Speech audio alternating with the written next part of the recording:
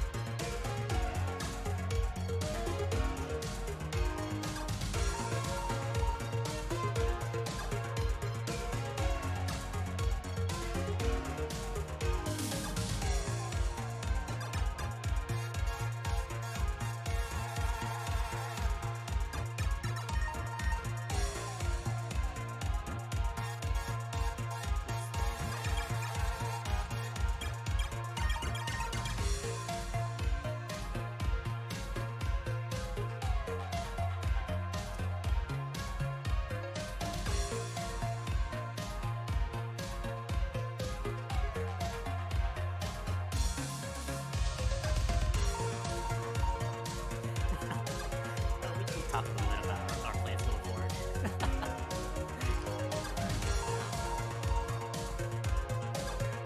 Of course, looking kind of full right now.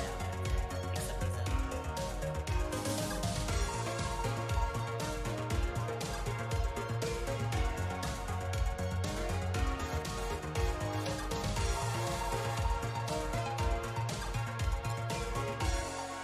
I don't know. We might just decide to avoid them, knowing at least my character.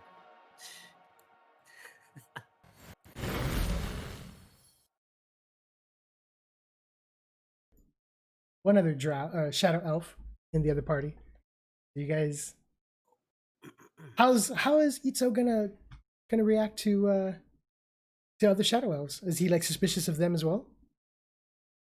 Suspicious of everyone.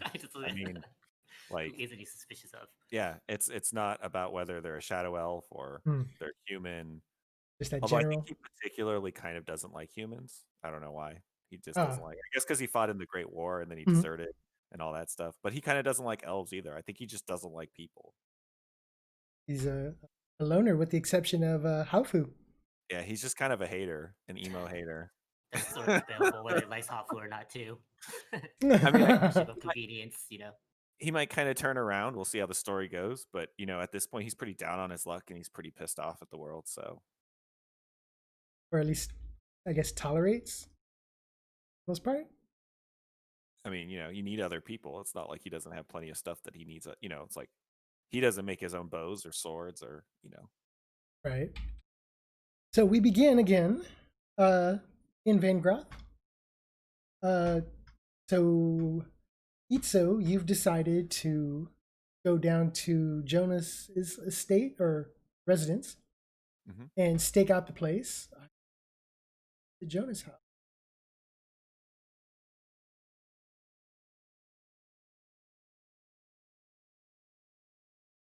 And hopefully I will drop you down a token just so you can have some Sounds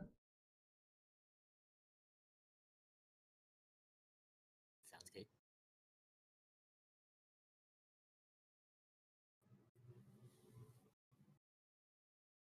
Yep. So Itzo, you have saw that 2 extra guards have made their way into the residence. You see one guard talking to his companion before he starts moving on and begins a patrol. He starts making his way around the building. It's nighttime. It's still raining. It's not a heavy rain, but it is raining. All right. So I would scout the whole perimeter from a distance, from a long distance, looking. Is there one single floor or 2 floors? It's a 1-story building. 1 story. You do see that there is smoke coming from the chimney above. Safe to say that the fireplace is going. So one other thing is around the maps, because generally I don't make the maps too big if I don't have to.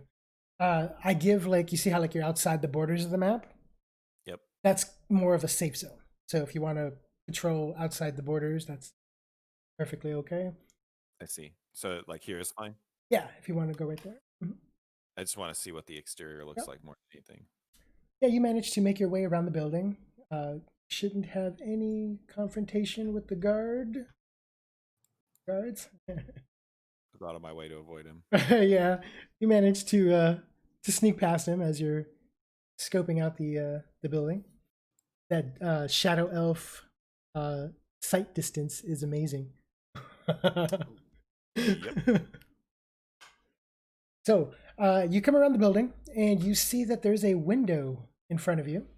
Curtains closed, nice and tight. You see next to no light coming out from within. All right. Also, the windows in the front of the building were also closed up once the two guards went into. So he'll take a quick peek, but since he just saw the guard leave, he'll move up and open it. Okay. You walk up to the window, give it a lift. It's sturdy. It appears to be locked.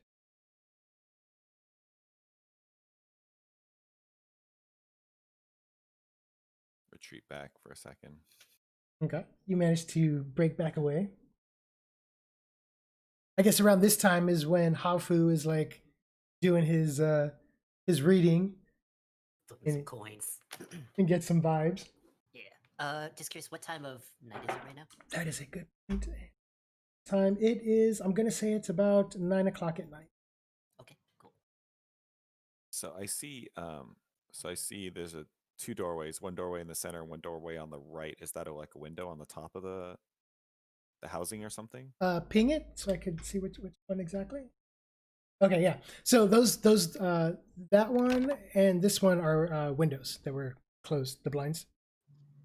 Oh, on the first floor, like Yeah. underneath the overhang here. Yeah, those are the windows. Got it. And aside from that, this is the only the only door. That is the only door. Fuck. You did notice, though, however, when you were patrolling around the building, that in the back, here, up Yep. there, you did see another window. That the curtains were closed, but the lights were off inside. Like there was no visual light coming from beyond it.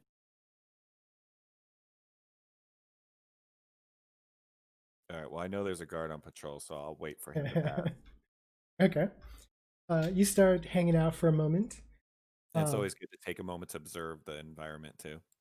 We got a lot of night, man. Go ahead and roll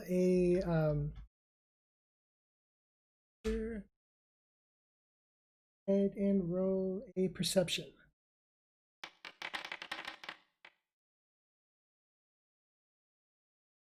And, Do you Oh. want me to announce it?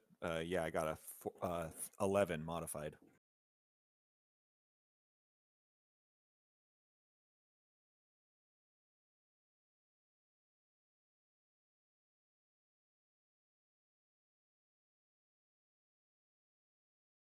Comes that guardsman.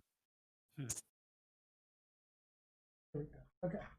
No, I had one of the NPCs selected, and he doesn't speak Drow, Shadow Elf, so or Undercommon, so it came up in runes and confusion for me.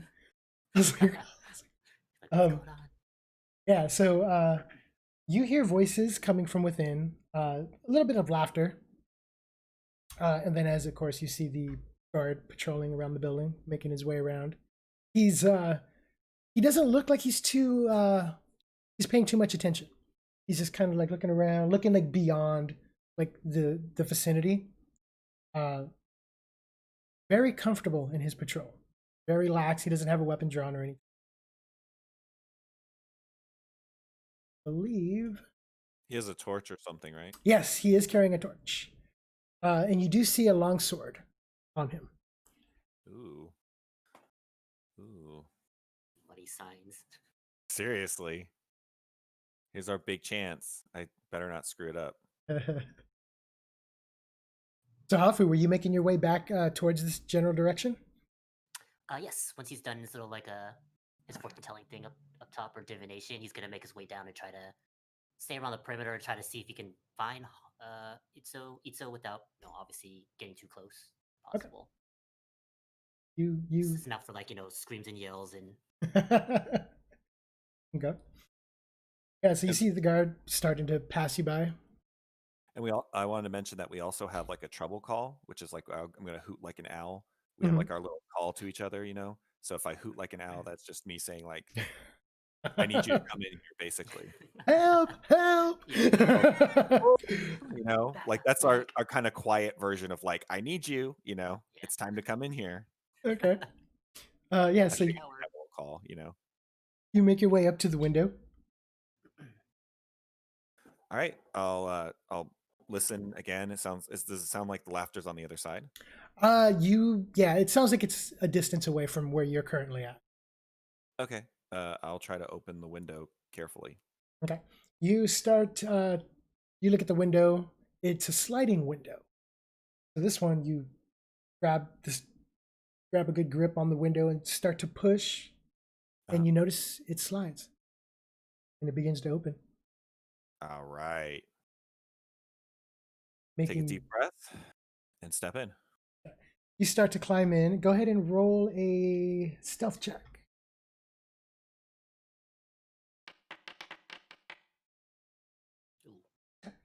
You open it up, start to climb in. You see, as soon as you come over, there's a wash basin. And I'm not sure, but you should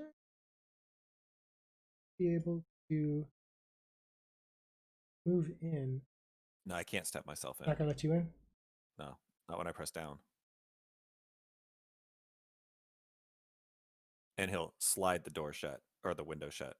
Okay. You close back the window, not making to what you assume to be no noise, being very quiet. You do see a small little candle on a little shelf just above the tub. It is lit. In this room, you see a statue of a scantily clad woman, along with the toiletries in the room. Okay, and so he's going to draw the curtain well, actually, no, he's not going to mess with anything. He's just going to blow out the candle. Okay. You blow out the candle. Goes out. And he's going to listen at the door and open it. Okay.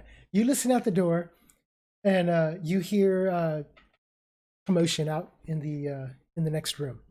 You hear a voice saying, "Don't skimp out on the turkey." And you hear like a more muffled response coming from what you assume to be a different room. All right, well, I'll very quietly as I can open the door. Go for it. You open the door. Let's see. Are you able to see in the next room? You are. Okay. I can see I can't see anybody, but I can see like the lights on the table and stuff. Okay. So to the south of you, you see the two windows that are closed. They are they got like little they're little balls of sandbags holding the window curtains in place, tied together on each side. You see that there's a couch. You peek around the corner just a little bit. I'll let you go ahead and move up another space just so you can get the view. You see a guy leaning up against the table, or leaning on the table with his elbows, rubbing his hands together. Apparently he's really hungry. At least that's the look he's giving. He's kind of almost salivating. Come on, what's taking so long? And then you hear from down in that direction, from the other room, across from there, you see at the end of that next room, you see like a couple of pots, jars on the floor and whatnot. You safe to assume that that would be the kitchen or the cooking area. And this voice that's coming back, does it sound like a male or female? It's a male. It's a male. You might assume, since you were outside for a good chunk of time, just watching the place, it was the guard that went on break. Right. So we got 1, 2, 3, and the other one on patrol. Yep. Which means that he's probably in here.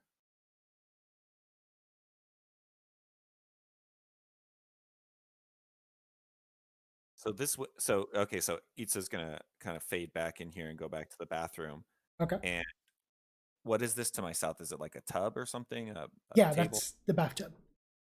Yeah. So he's gonna kind of like he's gonna just stand there. So if someone comes in to Uh-huh. go to the bathroom, he's just gonna kind of like lay down there and just pretend and just like not move a muscle.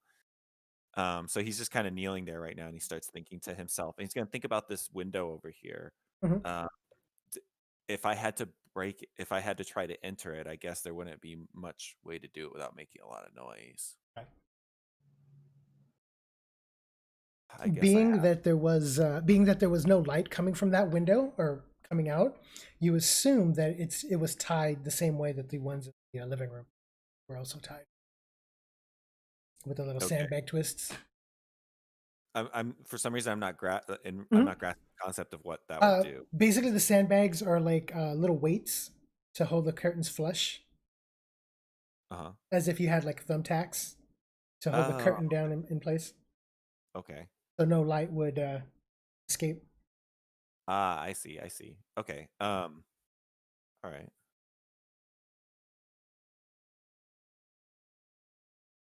You hear footsteps coming from the living room, not towards you, but like entering. Here, you hear like a plate clank on the table, and my door. Give me 1 second, guys. The pizza delivery. Give me 1 sec. I'll be right back. I'm gonna grab some water too. Okay.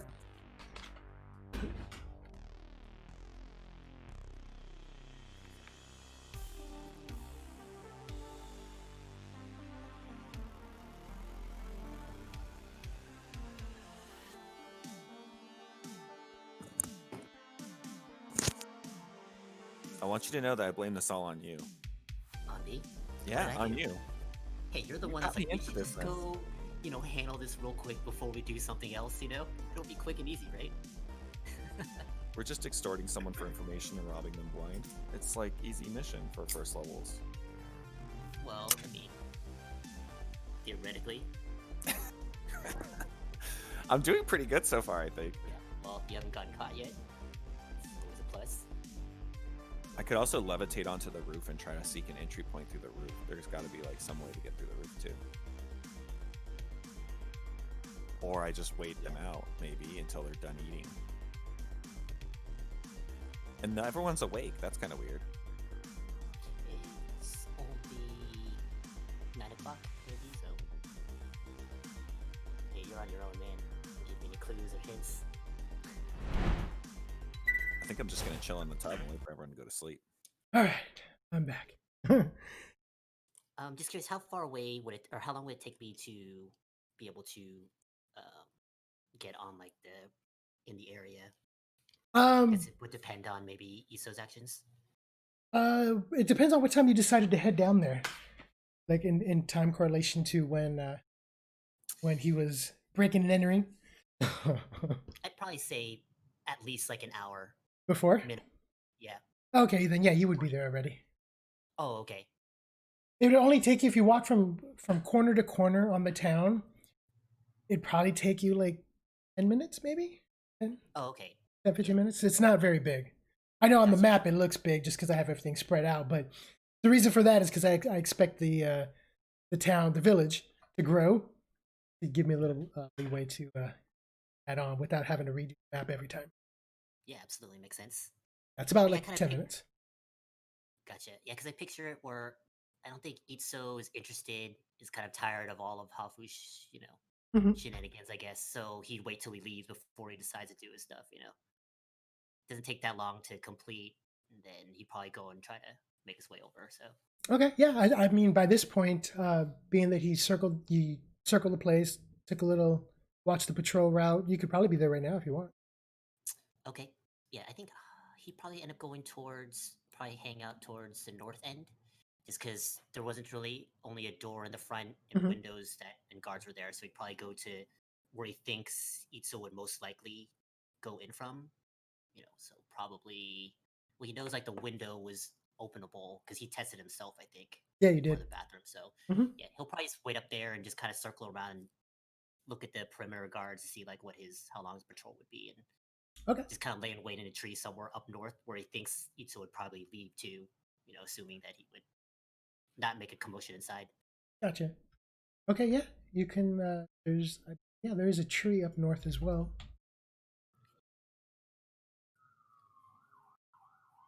So what time is it in the game? At this point, I'm gonna say it's about 10 o'clock. All right. So I guess my plan at this point is to wait it out until they start going to sleep because I'm just refresh my memory. Did two guys leave? Two guys just came and joined, right? Right. Yeah. So Uh-oh. at some point they're gonna have to go to sleep. Yeah, so the two guys that came to relieve the original patrolman, original patrolman went inside. They are eating now, or you assuming they're about to eat, and the new patrol outside. So you've counted 4 guards total in the area guarding Jonas. Yeah. So I think at this point, my plan is to just wait it out until they go to sleep Okay. You start waiting. and just patient. He just lays there in the tub, motionless, listening. Okay. There's just some basic little chatter. You hear conversations, everything between how one of the guards is going to score with Adeline. He's going to buy her some flowers and whatnot. The other guy's laughing and says, "You don't have a chance." More conversations of setting up a gambling den inside of the Moonwisp. Even though conversation continues and you find out that the owner of the Moonwisp is against it, doesn't want no gambling. You hear that's the whole reason why the Red Lantern's being created. There's a little bit of talk about that. Outside of that, about say 15 minutes pass, and you hear some footsteps coming in your direction. Just lay there motionless, hand on my dagger. Got your hand on your dagger in the tub. Hand on something. I see that. Yeah, his dagger.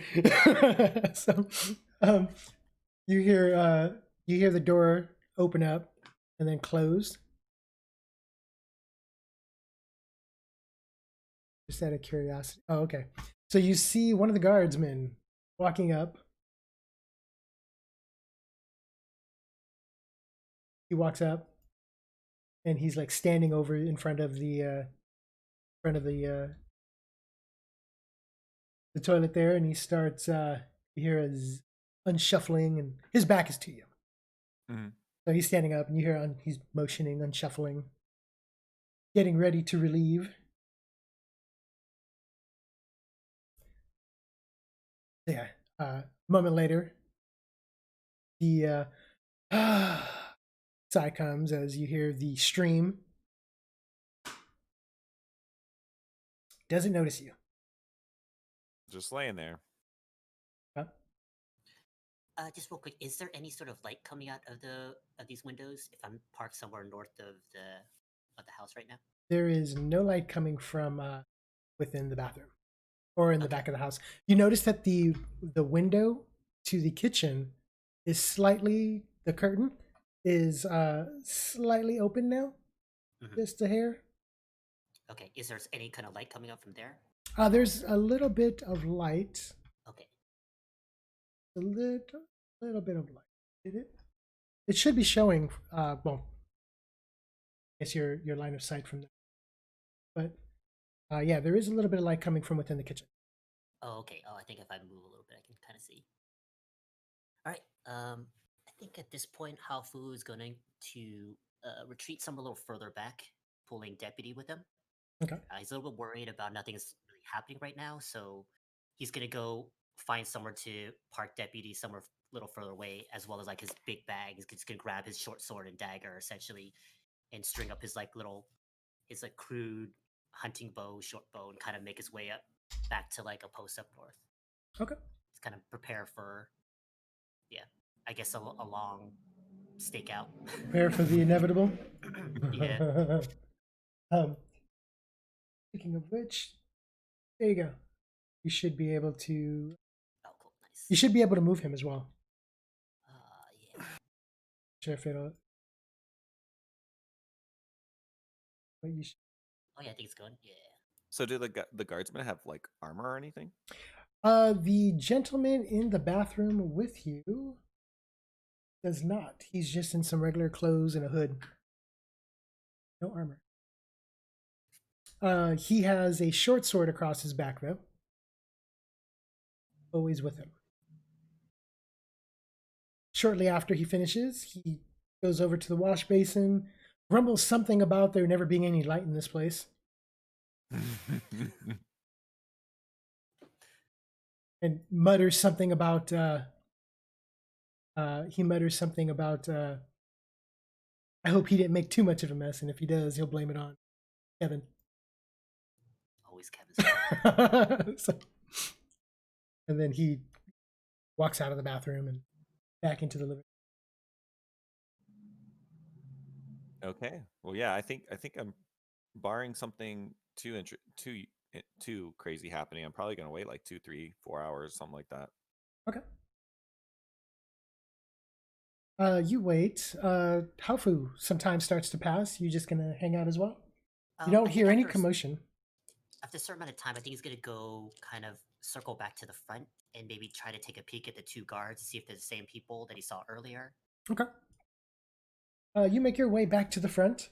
You see there's one guard at the front door who does not look familiar. He's definitely different from who you saw there earlier.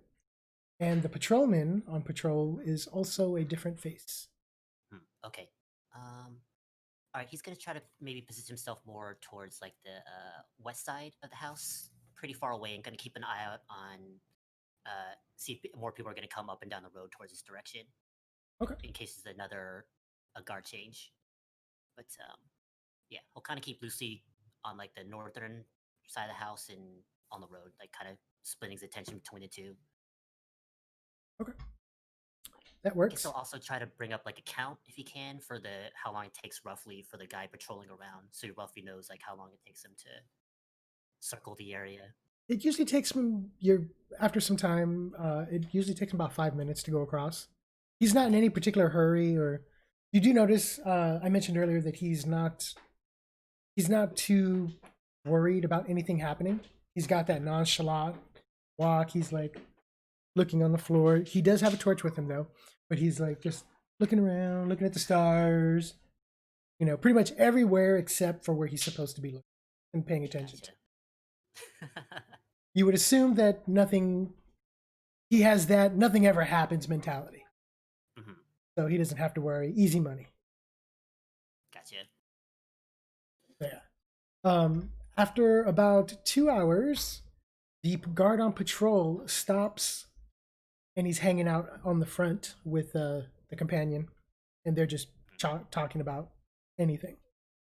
Just random things, tavern talk, talking about how they're going to go get an ale after they're done here. And one of the guards, the guard on the left here, the guard over there, he's saying he's a little disappointed that he didn't get invited or didn't get an opportunity to get on board with the caravan that Jonas is hiring. Because you guys were aware that he's planning to leave within the next day or so. Right. Yeah. So he's not on board. He didn't get a spot. So he's a little bummed about that. That was some good coin. Oh, the spots were already filled. All right. Let's see.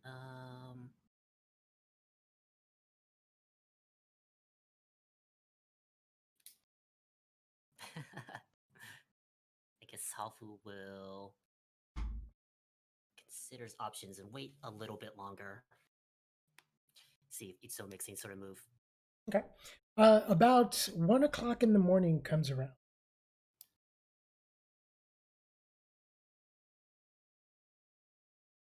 Yeah, like About- 4 in the morning is often the best time to strike. Oh, so you're gonna wait till about 4? Okay. Oh my goodness. 1 o'clock. No, you said Haofu's you said 1 in the morning, so let's Yeah. start there. If something happens at 1 in the morning, that's Okay. fine. So at about 1 o'clock in the morning, you start to hear what sounds like snoring coming from the living room. All right. He will take that as a sign that perhaps the situation has changed in his favor, and he'll move out to take a peek. Okay. You open up the door and step out. You're like, oh.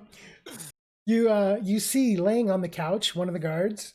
He has a blanket over him, and he's kind of like turned onto his side, so his vision is going towards the wall behind the couch. So heading off to the east, kind of curled up, sleeping, a blanket over him. I'll peek around the corner to the west.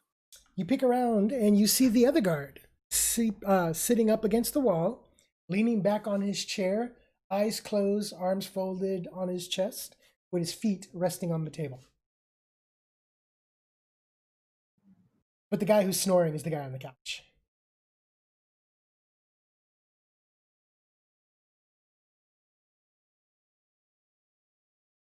You see the fireplace going. It's getting a little bit dimmer. Been going on most of the night.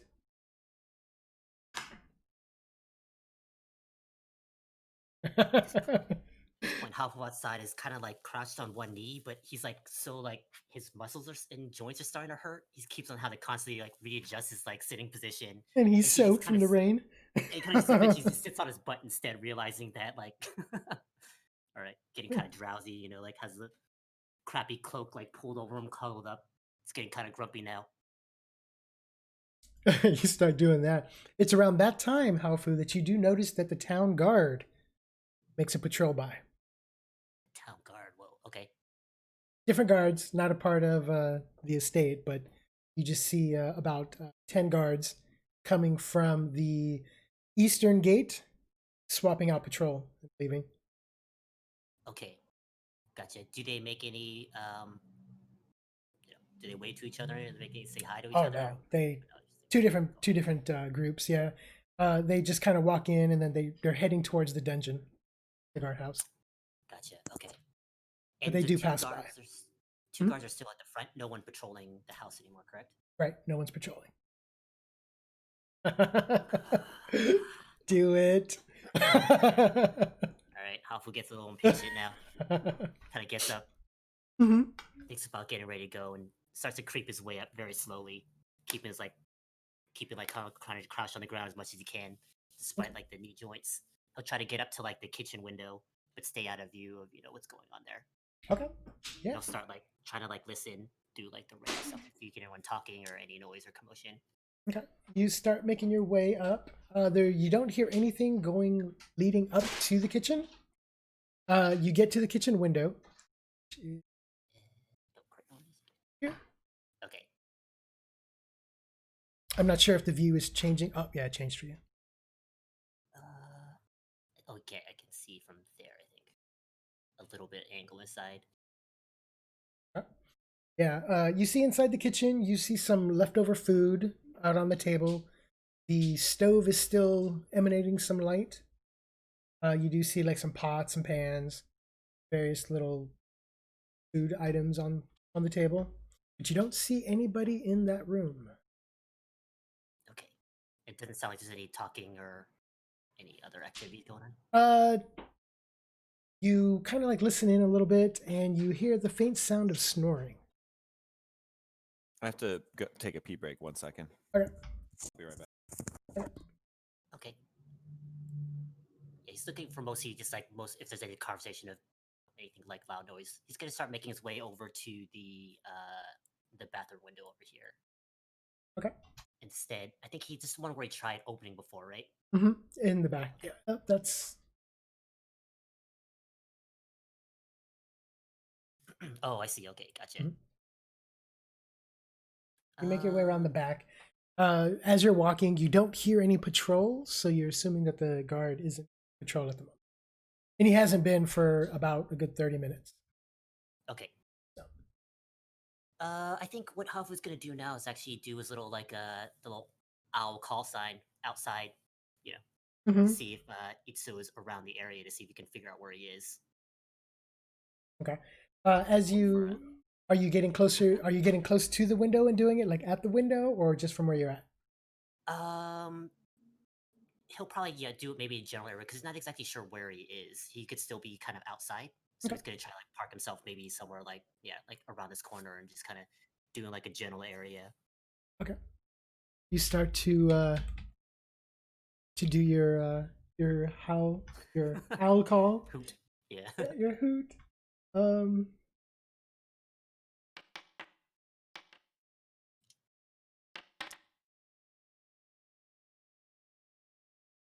Yeah, you do your hoot, and Itzo actually hears it. Wait a moment till he comes back. Itzo just ignores it. Let's be real here. He's probably like, "You're gonna blow my cover." Yeah, basically, dude, you're supposed to wait outside. He said, "Wait outside, not spend the night." Yeah. So, This guy talking about 4 in the morning. He's like, what? that's a good plan, though. He's trying to Yeah, no, better safe than sorry. minimum approach to confrontation, which is good because handling 4 guys by himself, which is why I was mentioning earlier that 4 guys now. Yeah. But I think ultimately, just for Haofu, I think he trusts Itzo, but I think because he's like so superstitious, seeing there's going to be like a complication, he's like really like on almost like high alert, like convincing himself that something is going to go wrong. So it's like a matter of time. So the longer you wait, it's like the more kind of antsy he's getting.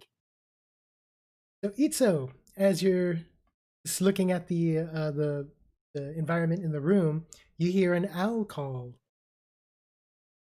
coming from outside, a hoot.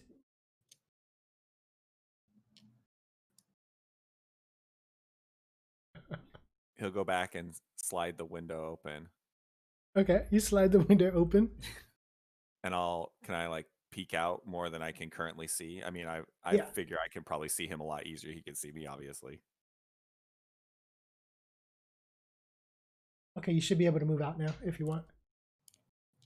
There you go. Yeah, If you he peek your head up. hears- Yeah, if he hears like the window slide open, he's definitely going to try to duck a corner around. I'm not sure because it could be quiet enough and with the rain where he can't quite Right. hear it. But if Yeah. he does, he's I don't know. Yeah, you don't hear him open the window. You see him stick his head out. No, he's looking like, oh. Haofu, you see, or Itzo, you see Haofu standing at the corner. Really, really quietly, he just goes, "Oh." Alpha's like, looks over, kind of gets down real quick, but looks over and sees and starts to like kind of inch his way forward towards the window. Okay. I totally suspected Haofu was going to sneak up behind you and like it's scared. That's what I was totally expecting. And boom! Yeah. Not the other way around, but yeah. Okay. Kind of goes up and looks, kind of gives like a Choices. Either we kill the guards, or we try to sign on, or we leave and sign on. We might be able to open the door, but they're going to hear us. Did you locate where Jonas is? I didn't see him, but I'm pretty sure I know where he's at. The way that you can get into his room without waking the guards up? And just so you know, while we're talking, we're like back to back, like watching each direction. Okay. Okay. I don't think so.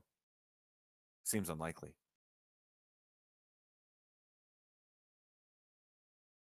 The odds are not in our favor of not waking the guards up. It is possible. But then how do we get him out? How do we question him?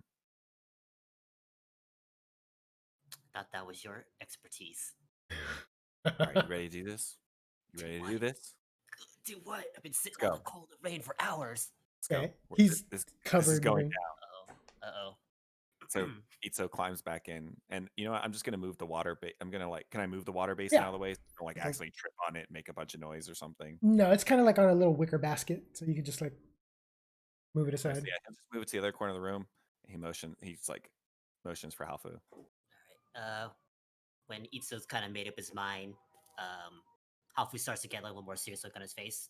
Getting prepared for stuff. It's not like his first rodeo and anything more dangerous. And he starts to climb over and up through like the windowsill and into the bathroom.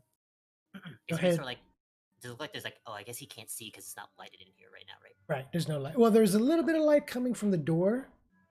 Yeah, there's a little light coming from the door. But aside from that, there's no other light coming in. Okay. So Alfred like leans in. It's like, what's the plan again? Just go, just throats. Itzo's like doesn't turn around. He's just like going forward, and he moves up to his previous spot, and he's like got his bow and arrow at the ready. Uh-oh. He's looking Really? pretty serious. Hafu kind of like uses like one hand on like by his short sword on his hip, and uses the other hand and kind of feel his way forward. Kind of crouched down still. They're trying to figure out how to get to the Okay. door. I guess he can Yep. see like the slit on the bottom where the door goes to. As you're climbing into the window, go ahead and roll a stealth check. Mm. Don't fuck it up, Halfu. He's very good at this. You're the one that told him to come inside.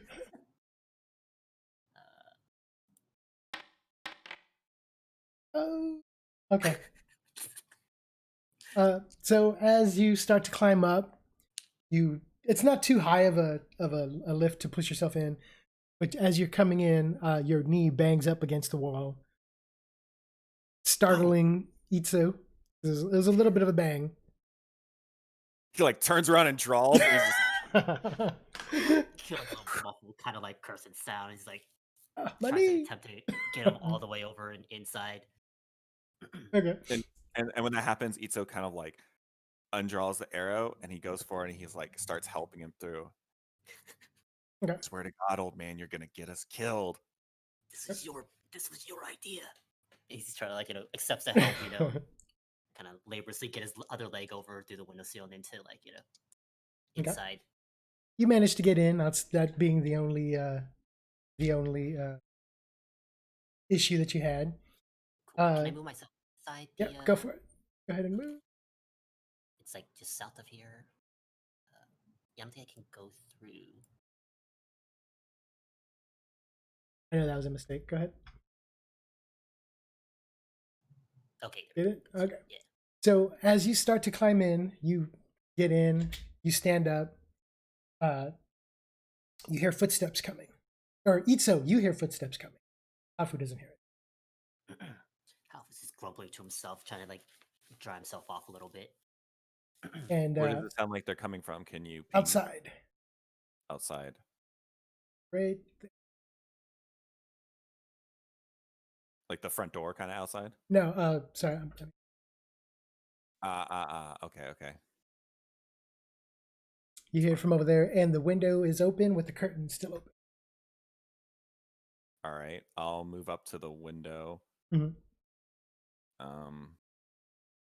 And try to close it quietly and close the curtain quietly, and I'm motioning to Halfu to get down. Oh, when Itzo kind of moves back towards the window, Halfu like looks over and just ducks down real quick. Okay. Puts hands by his like short sword.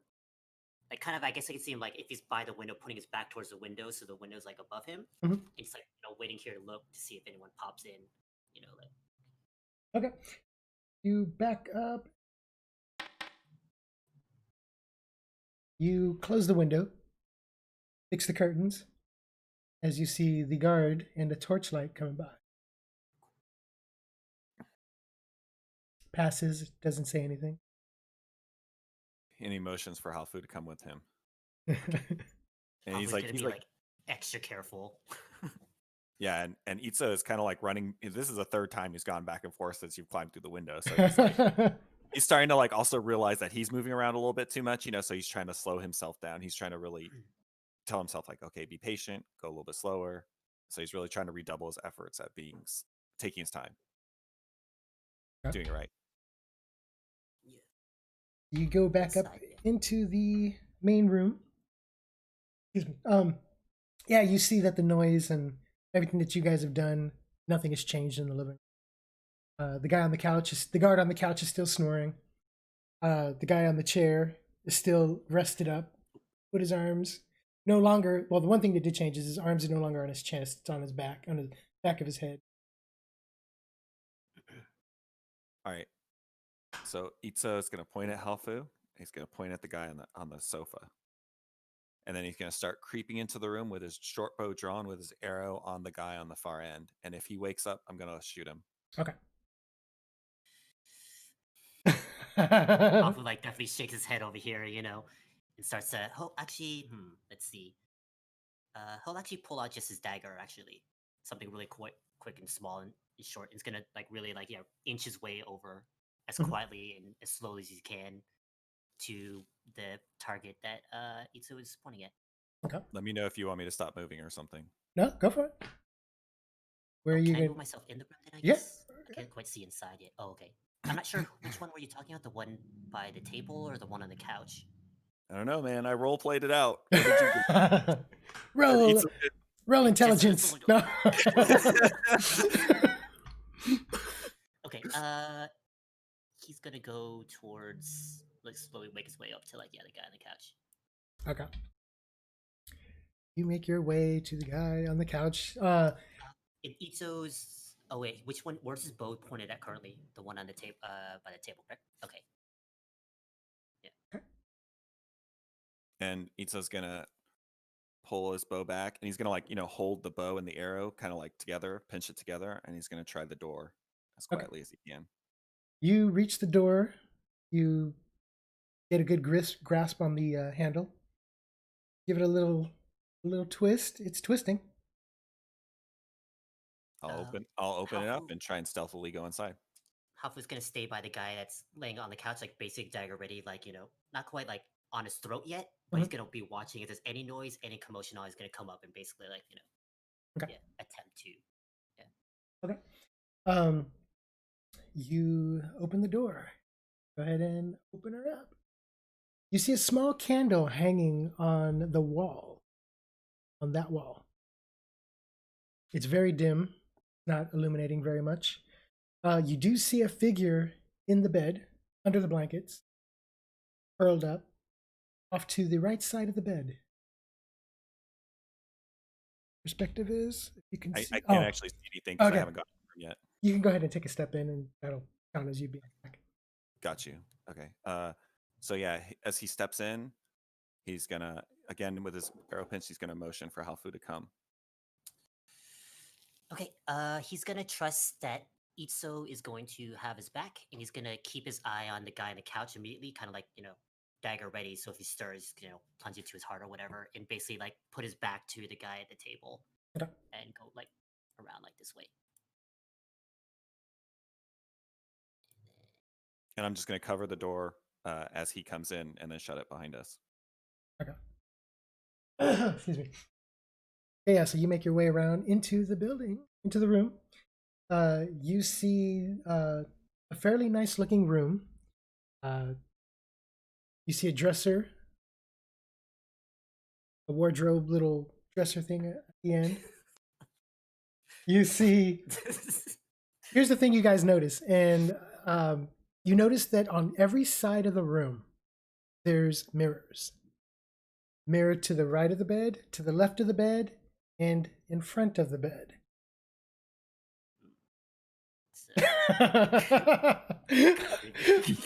I think Itzo knows what that's for. He's gonna try to shut the door quietly, and if there's like a lock, I'll try to lock it. Oh, Like if there's like a okay. Go ahead Man, I and close the door.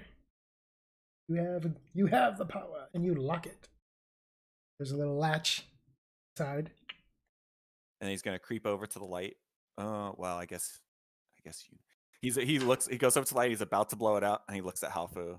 Yeah. And it's just like, and so Yeah. he's gonna creep over to the window, Uh-huh. and I'm gonna very quietly unlock it. Lock it. Halfu's gonna stay as close to maybe like the bed right now. So if the guy gets up, he's gonna like get ready to like essentially like put a hand over his mouth and maybe dagger his throat too. I don't think his intention right now like to kill, but mostly just to like stop him from screaming or moving around if he stirs. Gotcha. Okay, yeah. You guys walk around. You open up the window or unlock the window. You come around. Which side of the bed are you going to be on, Hafu? Is he on that side of the bed currently? Yeah, he's on the right side. He'll try to attempt to move. Yeah. Here, dude. Go ahead and give me a stealth check. Okay. Don't fuck this up, old man. Too late. Yes. Nice. So you walk around all quietly, and you get around to that side of the bed. You do notice that there is a chest. Itzo's like, yeah, I saw that first. Oh yeah, I'm already calculating that. I'm already like, You see a little chest by the bed. So Itzo is he's gonna point at the window. Mhm. He's gonna Okay, yeah, good. he's gonna point at the chest. Hafu's gonna point at the guy, like point at you, then point at Jonas. Hafu's like points at himself, and points at the chest.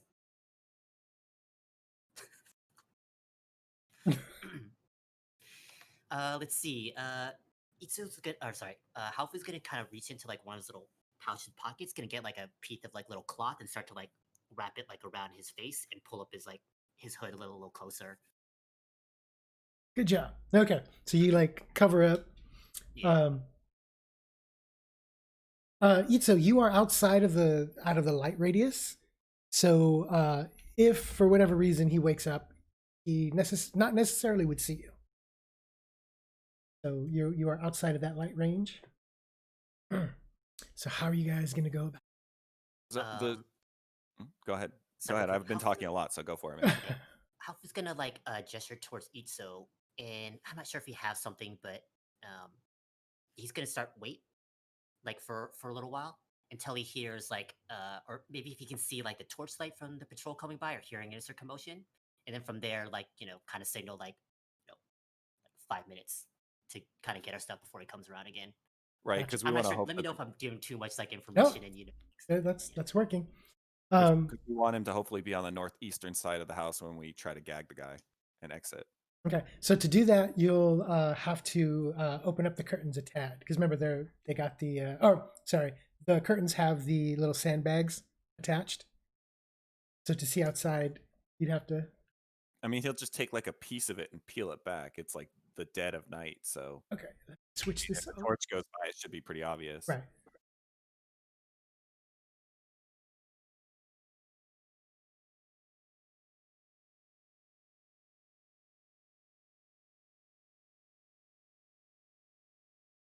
Okay, so as you open it, you do happen to see the light. You should see the light. Okay. I mean, I can see. Oh, okay, but I yeah. can't see anybody out there. Oh, there. Yep. And he like fades back. shadow meld or something. Right. And he just as he fades back afterwards, he goes, and he's gonna move to the dresser here, and he's gonna quietly open it and start looking through it for Okay. valuables. Okay. You start. Just like you see the angry look on kind of how his eyes. You can see his mouth. He's like angry, staring. He like points at the chest in front of him, like as he kind of like has like ready to like cover the guy's mouth if there's too much noise. And so I mean, if Itzo sees any, I mean, he's gonna look through it. If he sees some nice clothes or something, he's gonna like stuff them in his bag. Go ahead and give me a stealth check. Couldn't help myself. Oh man.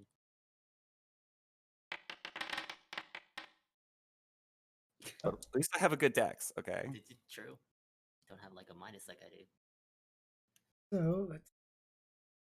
So you open up the wardrobe. You see about 4 sets of fine clothing. Is there like a backpack or a satchel or anything inside there? You start looking around through there. You see some shoes, some fine shoes, but no satchels or backpacks. All right, fine. He'll take his backpack off and he's gonna put everything in but the shoes, because that sounds like that could potentially be kind of loud. Okay. You start 4 sets of fine clothing. And after that, I'm gonna move up. As long as that goes smoothly, I'm gonna move up there, and I think he's gonna motion to the guy, and he's gonna be like, "Okay," and he's like ready to jump on him too. Okay. When you get ready, he's still unclear. Hafu like points himself and points to the chest, like kind of or does he point and set for the target we're going for? So I point at the man. I point at the chest. I point at the How- chest. I point at Halfu, and I point at the window. How big, heavy does his chest look like? It's a pretty big chest. It's a pretty big chest. Bigger than Halfu can carry, you think? No, not bigger than he can carry. I'd say it's probably about, let me see here. Yay wide. Yay wide. About yay tall. Pretty big. I guess the two things combined will be way too much for us to carry. Half's gonna try to look in to see, like, on the chest itself to see if it's like looks like it's locked, or if he can just open it up currently. So you do see a latch for it to lock, but there is no lock on it. So Okay. it's just a little flip up latch. So Itzo's gonna at the man. Yeah. Halfway's gonna look and see like his available, like, cause he doesn't have his backpack on it right now. He's gonna like look at his like pockets and figure out how much space he has. Yeah, you got a decent amount, depending on what's in the chest, of course. Yeah. Are yeah, of we course. burglarizing somebody's house and you have nothing to throw stuff inside of? I swear to God, you're the worst burglar ever. Dude, you That's see out his of pack character, was- of course. This guy's pack was filled with too much stuff already, man. Yeah. Okay. Let's see. He's going to turn back his attention towards the guy. Okay. Towards Jonas, and just waits for Itzo's lead, depending on what he's going to be doing. And so Itzo, we have Itzo's like, I think you gave me some of the rope before I went in, is what we had said out of the game. So I don't know if you have the rope or I have the rope, but I'm gonna like, get out you the have rope. I think you would have the rope. Yeah. Yeah. So I get out the rope and I have a net, so I guess he pulls out the net too Okay. at the ready. Hafu like points his dagger, his hilt, and is like,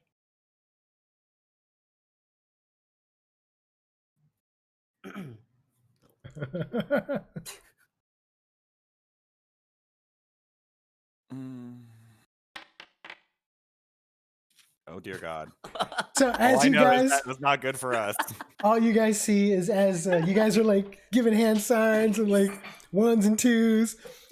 What the hell? You hear coming from the bed.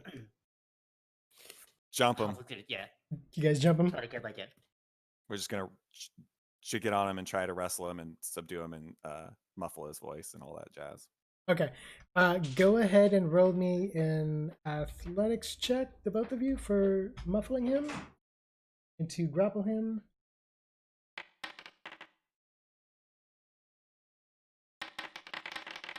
Oh, your picture's not. Okay. So, Haofu, you go in.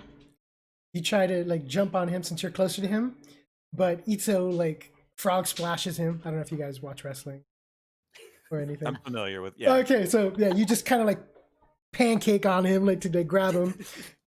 You kind of like elbow Haofu a little bit, knocking him off a little. So Haofu, you don't get to actually jump on him. You get stumbled back a little bit.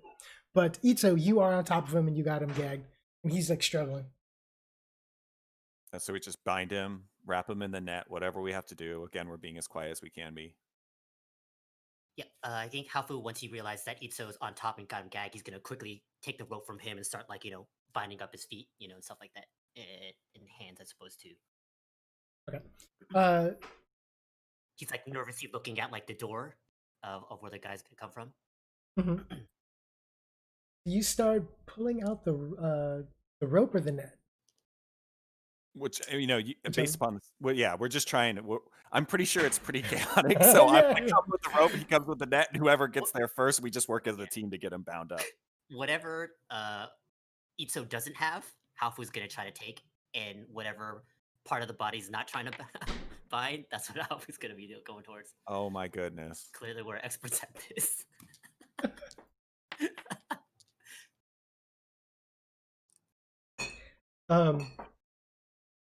So you guys jump on him. You get the net started on him. He is going to. He's still wiggling. He's trying to scream, but you do got him muffled. I mean, we put a blade to his throat too. I'm sure. You know. Did you? Sure. You're on I mean, I guess get him tied up. You know? Yeah. He kind of he's like panic-eyed, but he stops moving. You guys start tying him up. If the guards outside were alerted or not, you don't know. It's missing. I take you know, one of his shirts or part of, you know, some piece of cloth, and I wrap it around his head. Okay. You start to wrap it. I'd like to blindfold him. Yeah, and Okay. so he, you know, and on top of his gag, then he can't see where we're going or what's going on. You Okay. know? You guys tie him up successfully. Get the blindfold on him. He's still trying to wiggle his way out. He isn't screaming, but you know, as soon as you move your hand, that's a good chance what he's gonna do. But for the most part, he's subdued. All right, I'm just gonna put him in a chokehold and choke the shit out of him. Okay. Go ahead and roll me a d20. So on your toolbar, if I didn't already mention this, on your toolbar, your hotbar, there's a little folder. You click on the folder, it'll bring up a list of pre-made hotkeys that I've created. You should see like D4, D6, all the dice. You can drag those into your toolbar if you want. That way you don't have to type /roll every time. There's something that's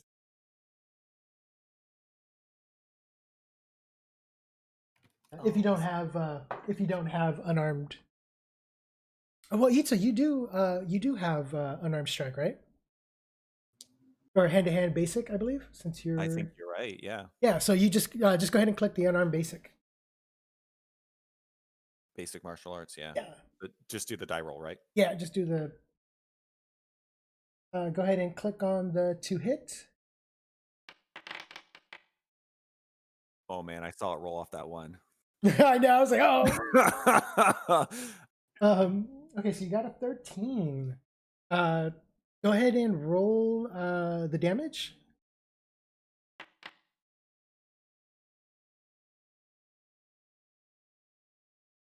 Does I have negative strength? Oh, you have a negative strength. A very negative strength. Yeah. Okay. Yeah. Well, it still does. It does the effect.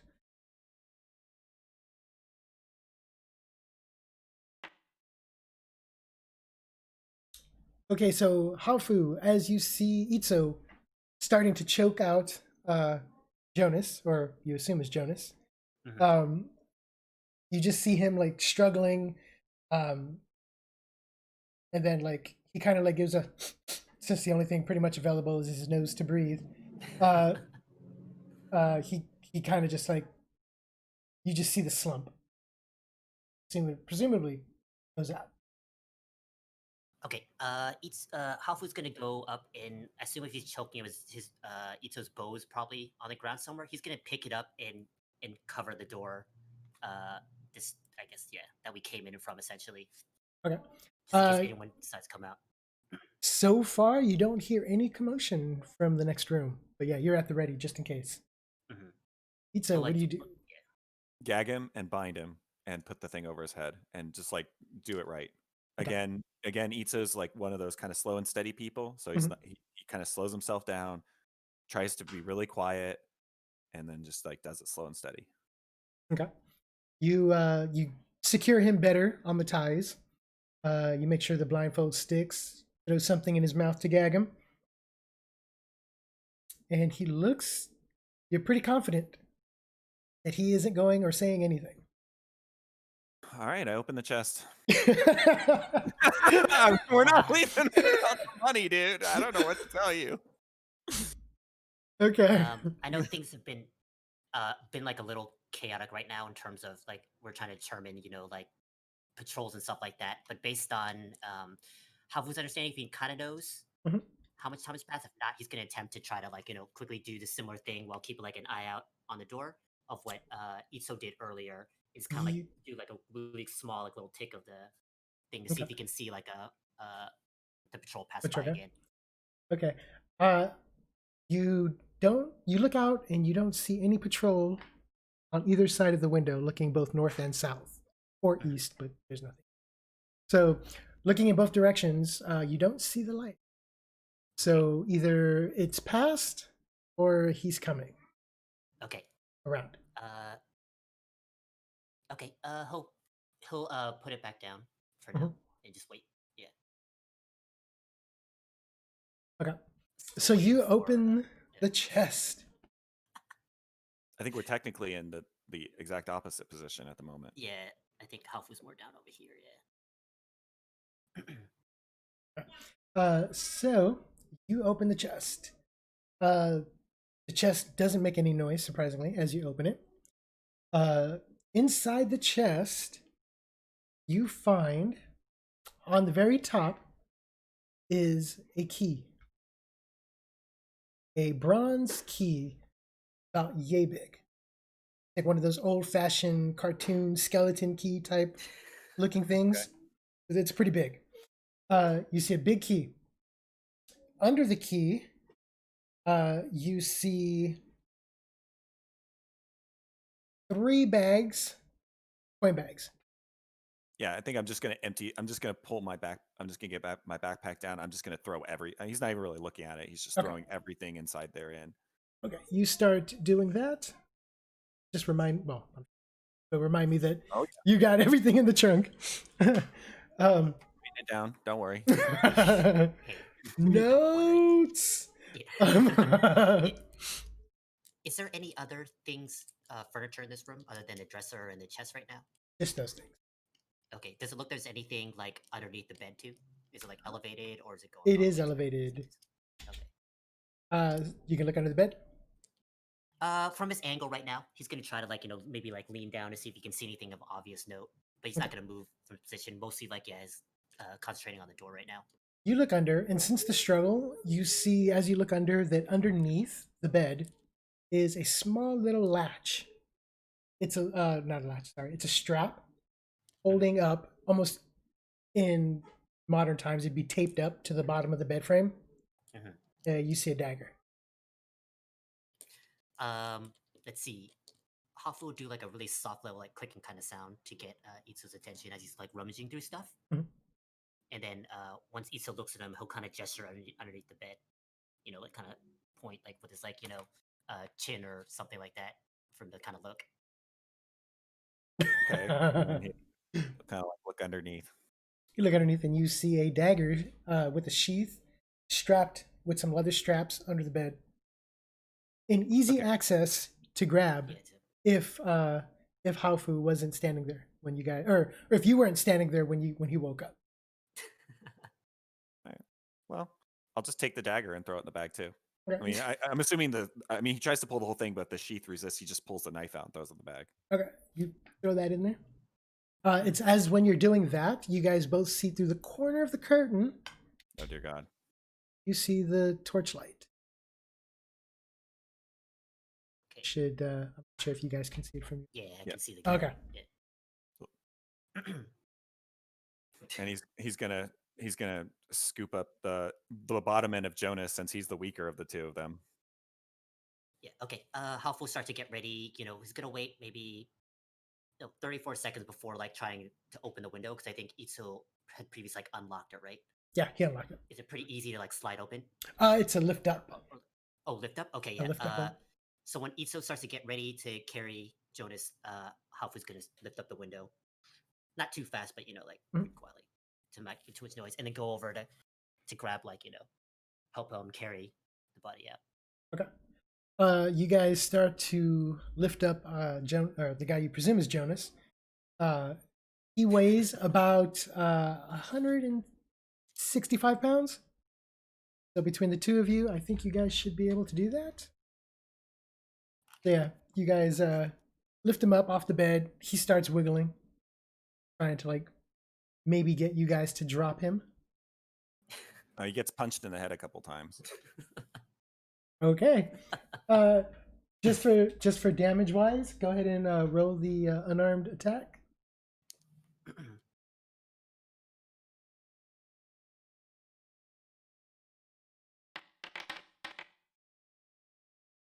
You hits. just want the damage? Yeah, Okay. go for the damage. Ooh. 2 damage. Okay. Smack He the takes- shit out of him. We'll say you give him like a quick 1, 2, 3, like, be quiet, stop moving. He's takes it, and then he's kind of like twitching a little bit, but yeah. So that's a total. What is that? 2. That. 2. I think he's pretty messed up now, man. So if you hover over his token, in theory, if I set it up right, it should. Badly injured. Oh yeah, very cool. So, yeah, he's. Itzo said what blood's gonna be spilled tonight, so this is true to his word. Halfway just more nervous, trying to like make sure he's like keeping his feet steady to try to not make too much noise and make his way over to the window. Okay, you guys. Go ahead. And so it sounds like we're just going to kind of stand. It sounds like there's probably been enough time that we probably have to wait for the next patrol to pass, and then we're gonna, hoist them out. I guess you already opened the window though, huh? I did Mhm. open the window. Yeah. All right, let's go then. Let's just do Okay. it. We just go. go. We just start working them out of the window, and we just take off. Okay, you It's not guys. like Who's going through the minutes. window first? Me. You're gonna go through the window first. Yep. Okay, go for it. Okay. I can't do it. It's not letting you go through. Okay, I'll pause.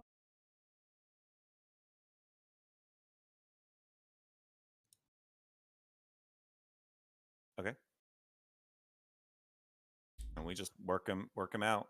You guys Work 'em managed to fairly put him through now that he's pretty much knocked out. You squeeze him through. Itzo, go ahead and roll me a perception. –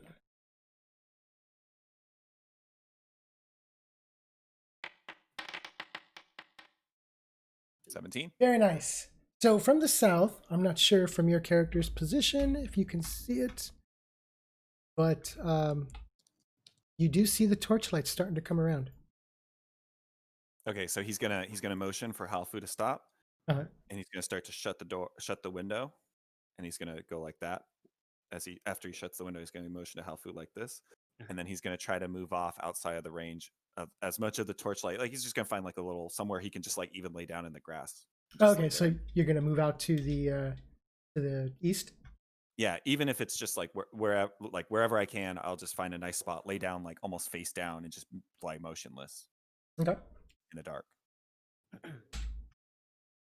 Halfu will listen. Hope after he sees Itzo go off, he's gonna close up the curtains and kind of wait. Probably gonna start counting. You drop down. You see the torchlight getting brighter and brighter as it approaches. The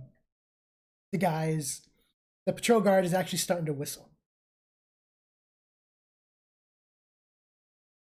So he's going around. He looks like right over you. But just keeps going. And he passes. All right, so I'm gonna wait a little bit extra, hopefully till he's about to the bathroom. Okay.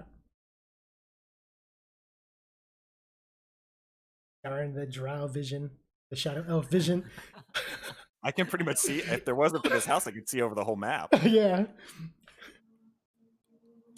So we're Halfu's like internal clock thinking of when the guy should be going. It's like, oh, when Itzo's coming back, getting a little antsy here. But he'll Yeah. So stay you patient. wait around until he gets around the back. You see him Soon as he- start to fade away. As soon as he rounds that corner,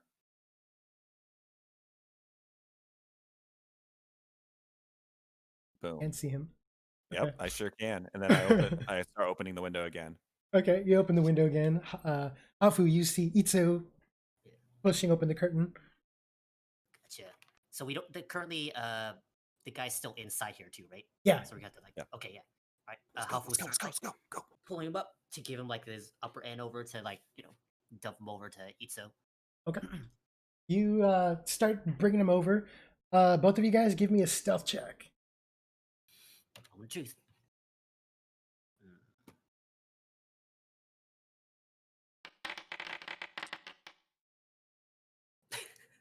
We're being a little hurried this time. The final stretch, So yeah, you guys are putting him through. When you guys put him through, you smack his head on the bridge of the window. Donk. That makes a pretty loud noise. You You guys still continue to pull him through. Yep. You guys get the person you think is Jonas out of the window. All right, let's go. Let's Okay. go. Yeah, Halfu's Okay. gonna just take off. I think probably try to close the blinds as he can, shut the window. Yeah. Very I good. guess- Bonus if the guy's not there. I guess I'll help Halfu out the window too, so he doesn't make a shitload of noise again. Okay.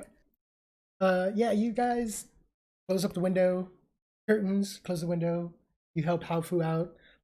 You guys are both outside with a tied up, gagged, bloodied person. Let's get out of here. Let's He's go. like, take him off. I gotta get deputy. He kind of whispers over. I'll keep a watch to see if there's any sort of alerts. Fuck deputy. What the fuck's wrong with you? Let's My bag go. is there. My bag Fuck is that there. dog. Yeah, I need my stuff. I could buy you all Let's the go. stuff you want Go. with this. You know where to meet. Fine. I don't know where to meet you. Where are Don't we kill gonna him. Don't kill him. We need to question still.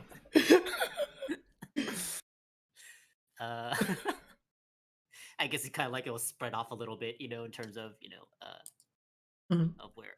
I believe, sorry, out of character. In the quest log, it said that there was like a special location that someone Did to you? bring him to that we could question. Yeah. Did you guys go and speak to that person beforehand? Oh, gotcha. So we're supposed to go talk to someone beforehand. Okay. Yeah. Yeah, it was Alright, pretty well, clear. I missed that. It Yeah. says So- you need to go talk to him to find out about the shack. Okay. Well, then I guess we don't know really where to go then. No, So, we don't. we'll take a walk off to let's out of reach somewhere more, I guess, to the east. Somewhere Okay. kind of further away. So, Carrying his body up there. so you guys gonna make your way away from the building, and then Hafu, you're going to go get deputy and your belongings. Yes. Okay. Once we figure probably a spot that's safe enough for us to, away from everyone, that Mhm. Itzo can start. Okay. hide You out. guys kind of break off. Itzo, go ahead and roll me a stealth check because you are going to be carrying this person by yourself. Man. Oh, baby. No problem. Yeah. Sorry, I shouldn't be cursing you. It's shouldn't It's okay. No worries. Okay. So yeah, you guys split up. Out of character, just because I thought it was just so awesome. You guys timed it. Don't worry about the guard who's coming around. You guys are already away from the building. You guys timed it perfectly where the guard automated. You guys did it. Everything you guys did was I'm looking at the guard patrolling like, okay, where are you? Can you hear them? Can you hear them? Every time you guys did something, he was on the opposite side of the house. So I was just like, oh man, this is just going too perfect. And I'm sitting here just Yeah. like, okay.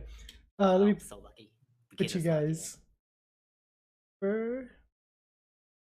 So you guys can find your tokens. You guys are right there. Okay. Oh, yeah.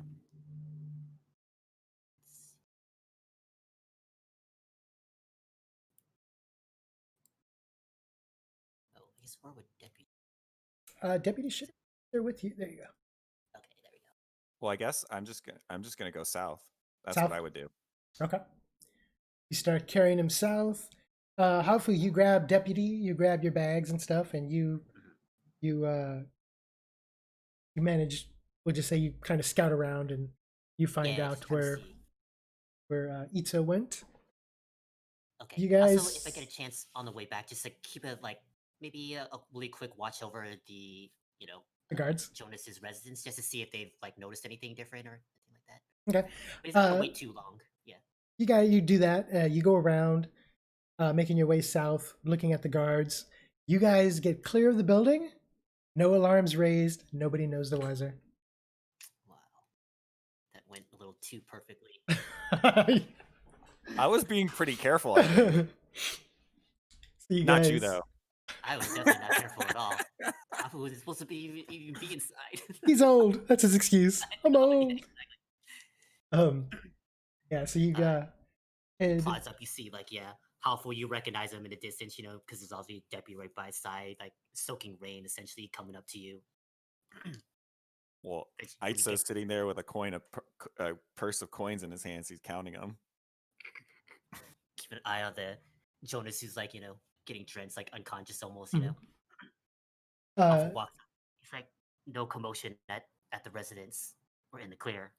He's still kind of, as he gets closer to like Jonas' area, he kind of pulls up, it's like, it's like, yeah, the cloth around his face almost, readjusting it. so I'm assuming that while Haofu was making his way back, you checked your things. Oh yeah, and I'm definitely taking half of it and pocketing it somewhere where Halfu won't see it, or a third, roughly a third. Okay. So in the chest was the big key. Yep. Under the keys was three coin pouches. If you take the time to count, there's 80 silver in there In total. in total. Yeah. So I'll leave. I'll leave like 60, and I'll take 20 for myself. And then under that, there is an old map. It's a grayed out, or not grayed out, sorry, it's faded. It's a faded looking map, not very detailed. You're not familiar with the region, so you have no idea where it is. You have a map. Okay, so big key, 3 coin pouches, 80 silver total, old map. Yep. Which is now 60 silver in the pouch, and I'll put 20 on my character sheet. It's like, what do you mean 80? There's only 60 in there. There's always 60. Yeah. Someone's getting drunk tonight, fellas. All right. Looks like we got a map. And as he shows it to Halfu, he like makes sure to cover it under his robe. He's very careful with this map. Okay. Yes, I We guess should- at this point, yeah, when you get there, Hafu comes back, you show him the stuff that you found on him, essentially, or Yeah, he's just like counting the coins, and he like has it out in front of him. But then he makes sure to show Oh. you the map, which is under his cloak, like he's extra protecting it. okay, yeah.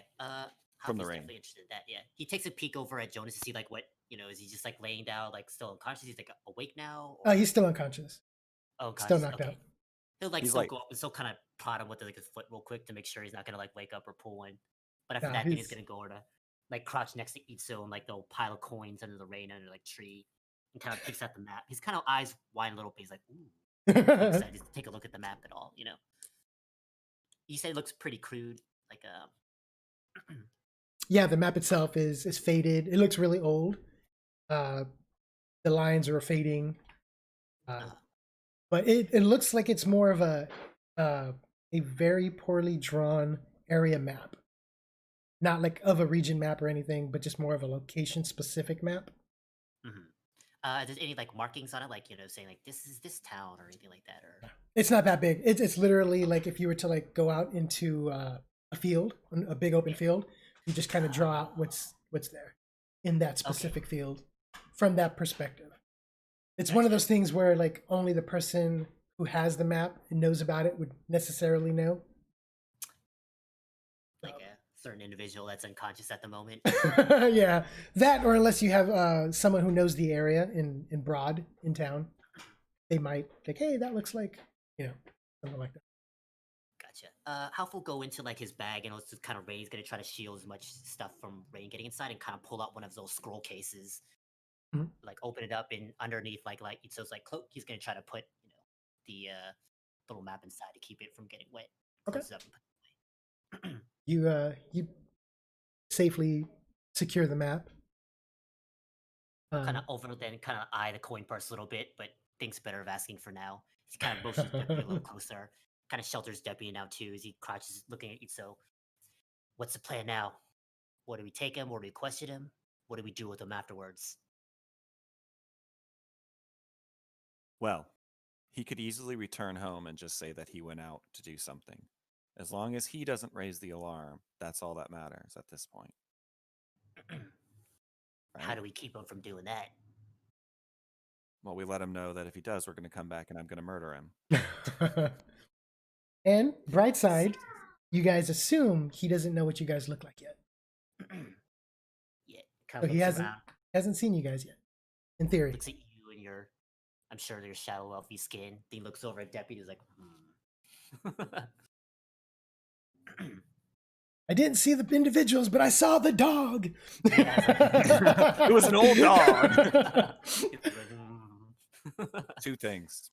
One, we should make a copy of the map for us. Two, we may be able to extort more money from him. That's not a bad idea. Maybe we can make a deal with them, saying that we'll Not kill him if he complies.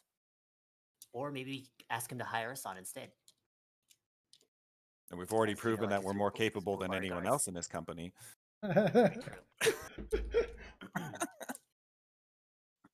Hire us or die. But if we do this right, he won't have any money to hire us with left. So if he has money to hire us with, why don't we just take it from him and tell him to fuck off? Man, I got some nice clothes in here. You see this? He starts showing you some fine clothing. Damn, how much do you think we could sell that for? I'm wearing this. What are you talking about? This Wearing is it. this What is a nice. waste. As he looks over you right now, we're all drenched in like rainwater, like our clothes are all raggedy and muddy and stuff like that. I'm wearing fine clothes. Maybe you aren't, but I'm wearing fine clothes. Oh, Halfway's in rags, man. Not after today. Maybe after he gets done gambling tonight. Yep. So what's Well- so we obviously have to interrogate him. We should try to extort more money out of him. I'm guessing that this may not have been his biggest stash of cash, right? Can't be. How much did you say was in his pouch? Isn't he supposed to be some famous merchant of some sort? Yeah, I mean, look at the house, all the guardsmen. Yeah. He has to know something important. Well, clearly, if Hidani wants information from him, it's got to be worth it, worth the while. Do you want to try to deliver him to Hidani? I guess that's not really what she wanted. I guess we imagine have that to let him go home. Yeah. Yeah.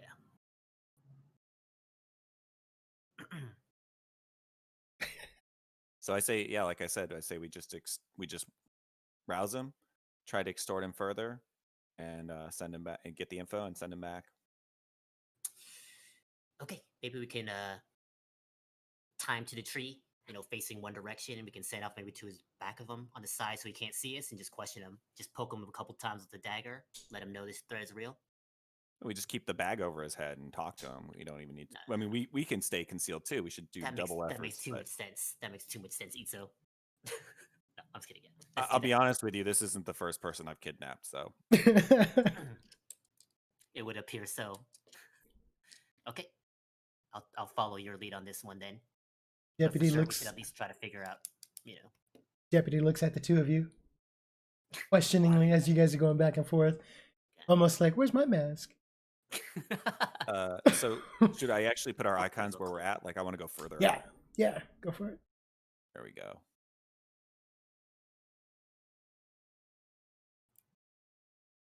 You said Um, you I wanted feel him like- facing south. I feel like this is about as good as it's going to get, right? Yeah, sure. You guys notice as you guys move further south, you see the wall of Vanegroth, a wooden fence, high wooden fence going around. Not too sturdy, not like a fort-like fence. It's more of like a kind of a makeshift, hurried up, propped up fence. It'll keep out most things that are like nature. Humanoids, probably not so much. I just didn't draw the fence around the map.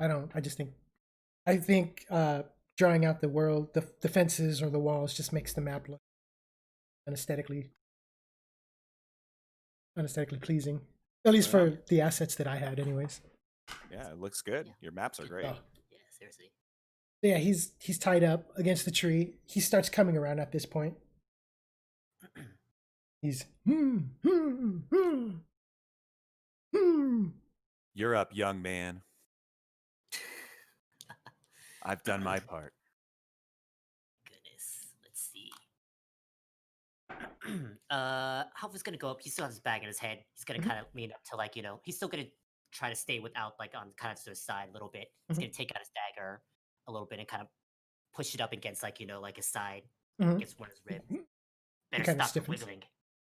Halfway tries to do like his like Change stupid, change like up a the little voice. Batman voice, like yeah. Kind of like, we're digging this, Eats like, who the heck is this guy? I'm sure even deputies like, the hell's going on? Okay. He Uh, kind of stiffens when he feels the dagger point. see, sorry for a second, like I forgot to. No worries. There's very specific. It's about Hastings, I believe. We also have the quest log. Don't forget. Yeah, the quest log. Yeah. What, so, like, Okay.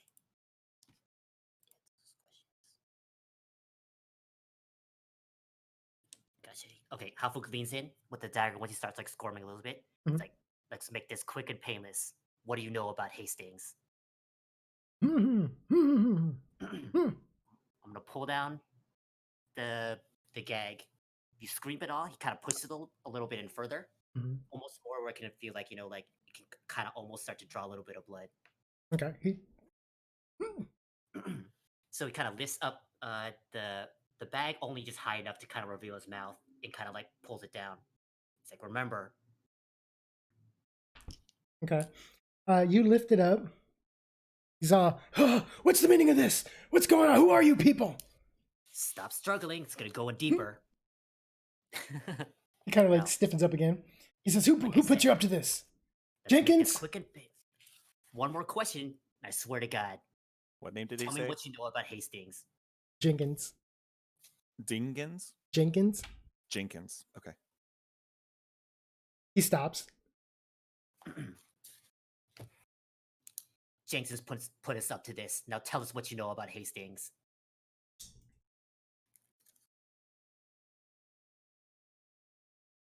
He says, Hastings. What's a Hastings? Huffle kind of sighs a little bit, takes a point of his dagger and baps him on the back of the head. Nothing like, to knock him out per se, Mhm. but just like another little warning shot of annoyance.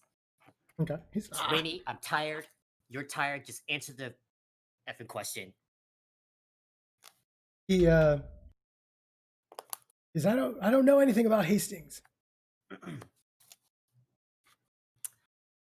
My employer has told me, has hired us specifically for this job, and I'm not going back empty-handed. And if I'm not going back, then you're definitely not going back either.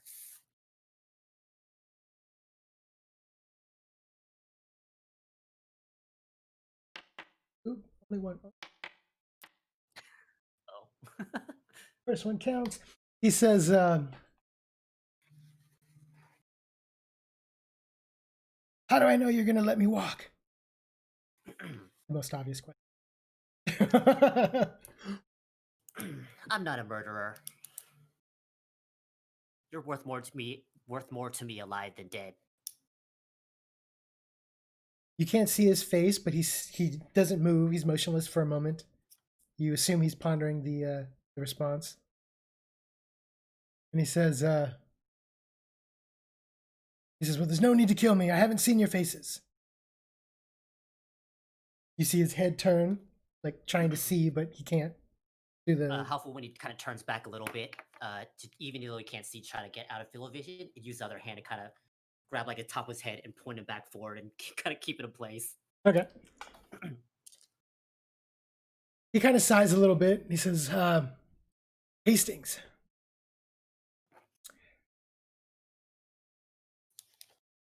What do you want to know about it?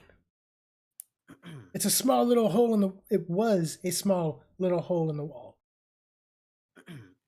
It seemed like it could have had some prospects there. However, due to some information, it seems like everything is there has gone dark. And our lead has pointed us to you, knowing you have some sort of connection there, and we'd like to know what it is. He kind of like spits a little curse under his breath, but you, Itzo, you hear it. He spits out a little curse under his breath. He's all Brickman. He says, Brickman, damn bastard. I don't know if the mic picked that up. Brickman, damn bastard. Got you.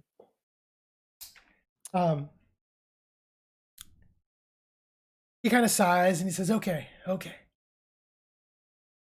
Ed, it's all Edmund's fault. He's He's the one who told me about Hastings.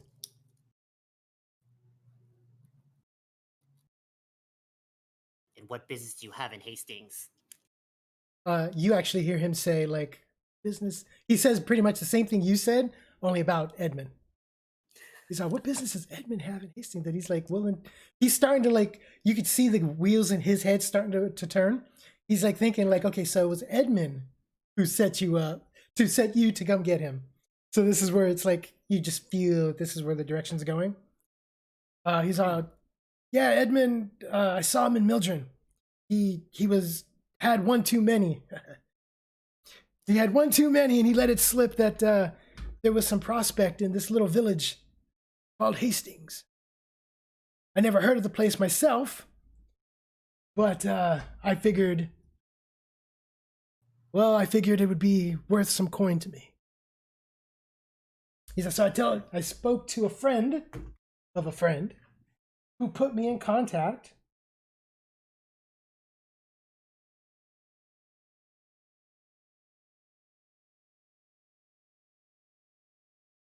with the Brightbane company. I would assume that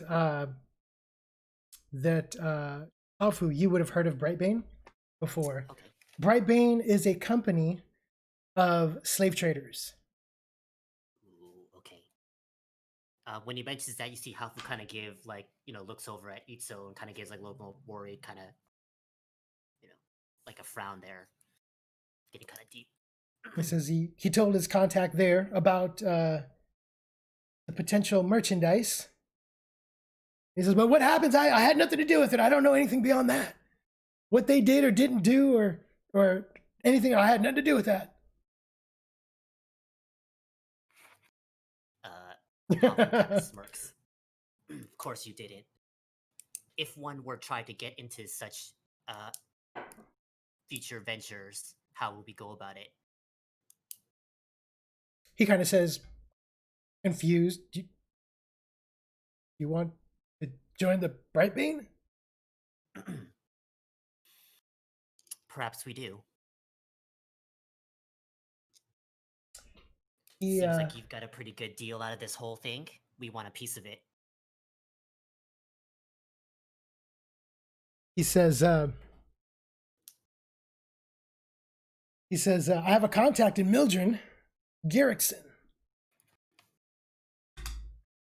Garrickson? Mm-hmm. Like Gear or Geri? Sorry. Type it out here.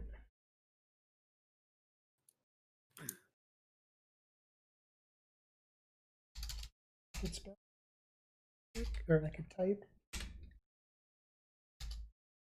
I have my mic right in front of my keyboard, and I'm a visual typer. Okay, got it. That was his contact in Mildren. That's okay. And he also talked about Edmund. He's also originally from Mildren, right?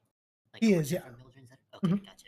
Yeah, you guys. I think Hidani mentioned that when you talked to her about it.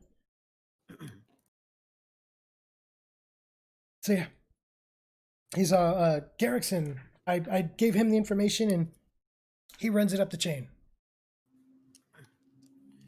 You also know that Brightbane is a mixture of all races. They don't discriminate. So they have all types of employees that work for them in the slave trade business. Gotcha. So just to recap like a little bit, there's some sort of like slave trade thing assumption going on in Hastings that he was like delivering cargo for around there? Or? So basically, since Hastings was a little unknown village, not on the maps, Jonas told his contact in the Brightbane, and Brightbane came in and assumably enslaved the village. Gotcha. Okay. Which is why Hidani hasn't gotten any contacts from there. Oh, because okay. presumably nobody's there still. Gotcha. Okay. Got some of that. Half would definitely look towards Itzo to see if there's like, kind of like anything else Where's your treasury at? he he he's what? Kind of gives a little prod He again. goes- You heard he's, him. he stiffens up again. He says, it was in my room, in my chest. Don't tell me you missed it. Surely you have more money than that. Because I'm just a lowly merchant. Be careful how you answer going forward. My friend here has less patience than I do. Especially involving coin. Hafu will actually like pull away the dagger and kind of just get up and kind of stand really close to him, like above him though. Uh-huh. But like Okay. all yours, we'll say to Itzo. As if he knows what you're doing, he kind of like looks up at an unknowing vision, like, but he just senses that you're there. So you want to go home tonight? Yes. Where's Both of you guys go ahead and roll me a perception.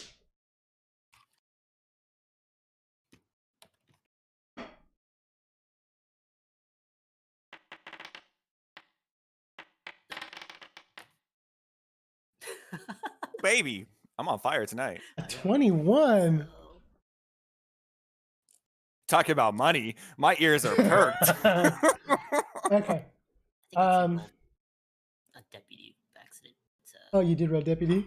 Go ahead and roll yourself. Probably about the same, anyways. It might have been like 1 or 2 more, but I don't think it would make a huge difference. Okay. Okay. So you notice that on his person, he was in like some pajamas, like an old grandfather type robe where it's got the silk robe wrapped around, and then he's got like the little vest and the t-shirt on underneath. In his robe, you do see a little bulge. All right, sure, yeah, we'll shake him down. Okay. You reach inside. He's got a small little leather coin pouch. But also the coin pouch is kind of wrapped around or wrapped inside of a handkerchief. Okay. One sec. Put that on your character sheet. The leather coin pouch with a handkerchief inside, right? It's the leather coin pouch is inside the handkerchief. Okay.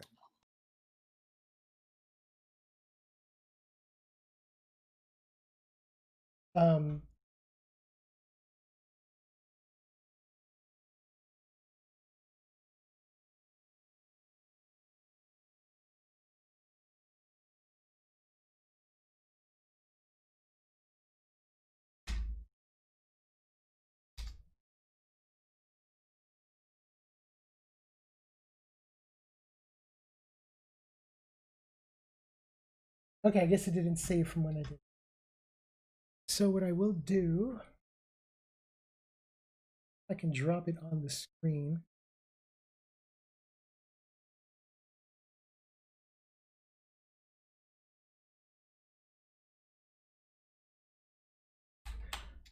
Well, as you pick up the handkerchief, it's a white handkerchief. Oh, nice. Oh.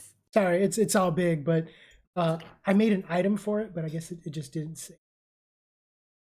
So you see a white handkerchief with an engraved stitching, and it has the initials CJ on it. And it's scented, even through the rain. There's a strong scent coming from it. Be on this person. That's why. Aha, it is. Okay, there it is. So I'm going to go ahead and put it on your character sheet.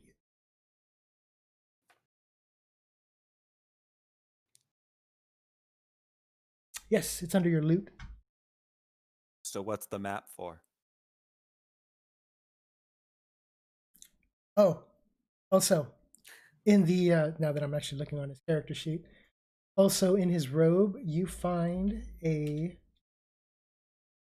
push dagger.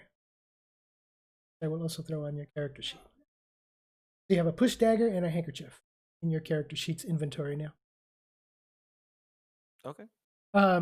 He says, "Oh, that's where I was planning on building my next estate."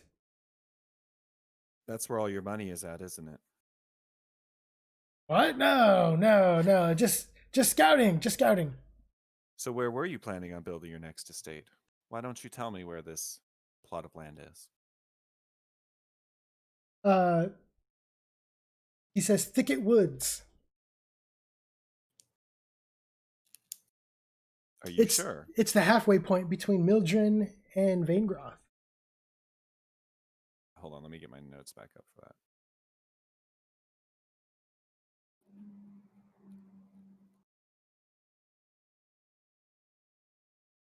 Okay, so it's Thicket Woods. Mhm.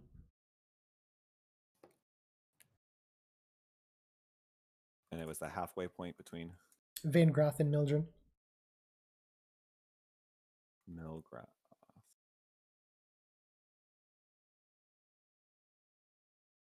Are you sure?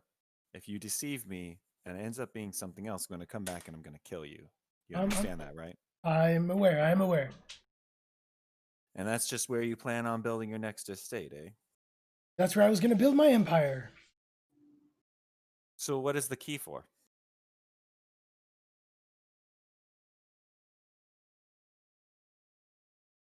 He says, "That's to my locker in my warehouse in Mildren." You see him visually shifting uncomfortably. You notice, though, through the raised mask, he looks really young. Like he's probably in his mid to early 20s. So what's in your locker in Mildren? Oh, financial records, tax records, debts that need to be collected, clerical work. He kind of like shrugs. Seems pretty useless for me. Maybe we'll just ditch it.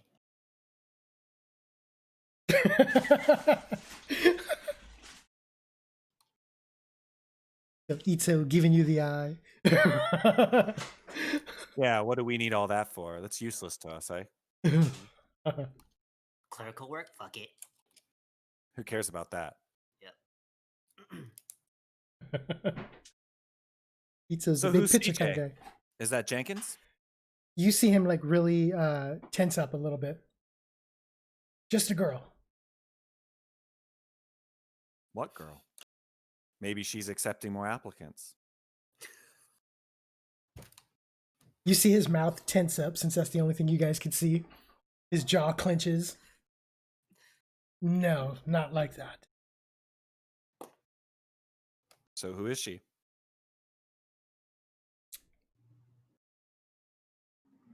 She's the girl I'm courting. I've gathered as much. What's her name besides CJ? What's her real name? And he'll kind of smack him on the face, smack him over the face, like not really hard enough to do damage, but he just like pops him really kind of tough in the It's like, cheek. hey, pay attention. I've already repeated myself twice. You're very lucky.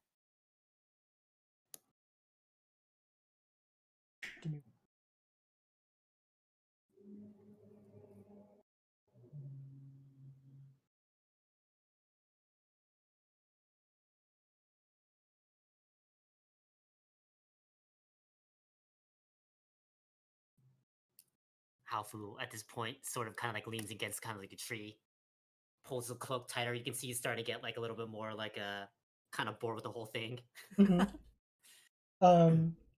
He says, Too much Candace. stuff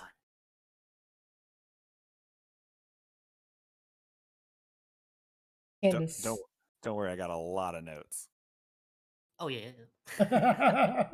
Haofu's memory isn't exactly the greatest right now, so. Wait, what are we doing?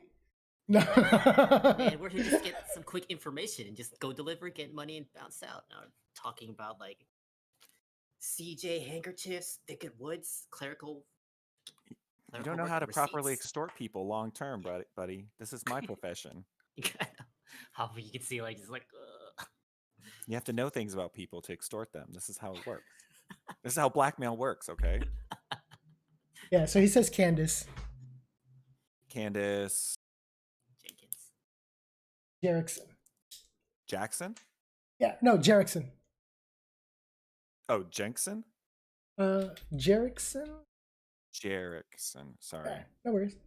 And he didn't say Jerickson earlier. He said Jenkins, right? He Yeah. said, "Oh, did Jenkins put this?" Okay. Jenkins. Mhm.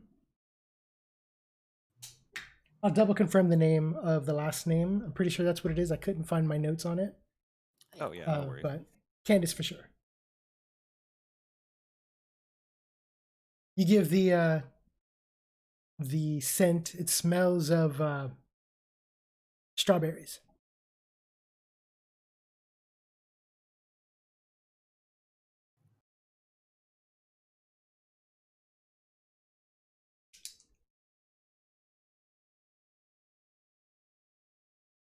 So basically, Itzo just kind of sighs and walks over to Halfu, and he just kind of stands there quietly and looks at him like 5 minutes or something.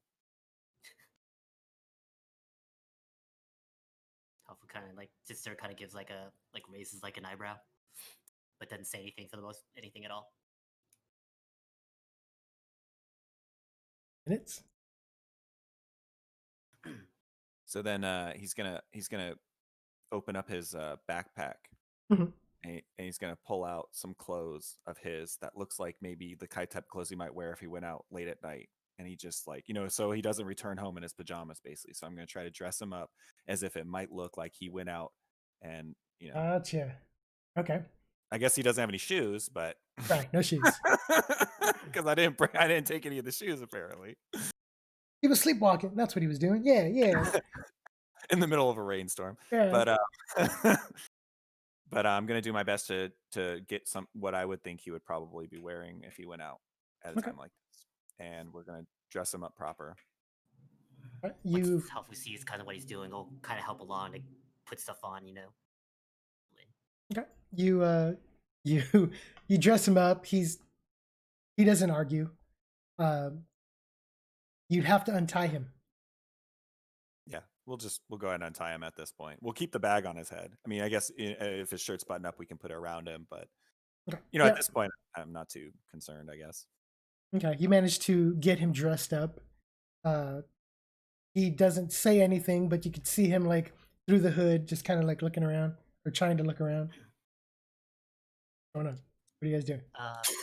But not while question. we're- Bless you. Oh, never actually. Oh, wait a second. Actually, okay, yeah. So yeah, we get him like dressed and Yeah, you guys get him dressed. He's just kind of standing there. And I'm gonna find a stick that could be like a walking stick, maybe. Uh-huh. I'm gonna give it to him. Okay. Say, you went out for a late night walk and you don't know why, and you're never going to speak to anybody about this, or your life is forfeit. Do you understand me? Speak about what? Exactly. Now, you're going to leave this hood on your head for the next hour. I'm going to be watching you from the shadow, and if you take it off, I will kill you instantly. Do you understand me? He nods fiercely. Yes, yes. He points at Halfu, and he points away. okay. As Halfu's about to leave, about to go, he says kind of loud enough to try to make it loud enough so Janice could hear. But he's gonna say to essentially Itzo is like, "I'll go report back to Serena," as he takes off. Oh. Okay.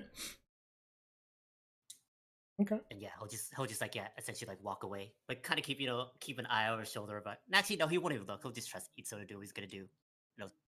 Point off to where he gestured towards.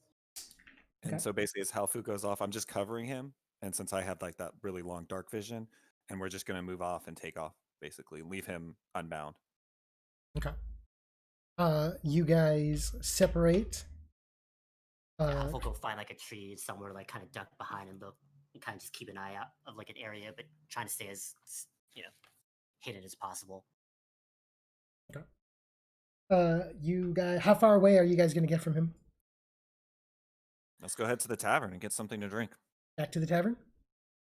That's just what I say when we're walking away. It's like, Yeah. Okay. we We need Should to we follow him a little bit or see what he does? fuck him. Who cares? I feel like the So- closer we stay to him at this point, we're just incriminating ourselves. It's almost daylight. True. So how much did we make? About 60 silver or so. So, Nice. It's questions. gonna be a good night. Do we report in our information immediately and then leave? Do we stay around? Do we even report this in? Do we just skip town with the information we now have? We got some pretty valuable information. I'd like to collect that 89 gold from Hadani. Think she'll give it up from what we know? Yeah, but I didn't find any maps or keys. That's all I know. We didn't know slave trades in Hastings.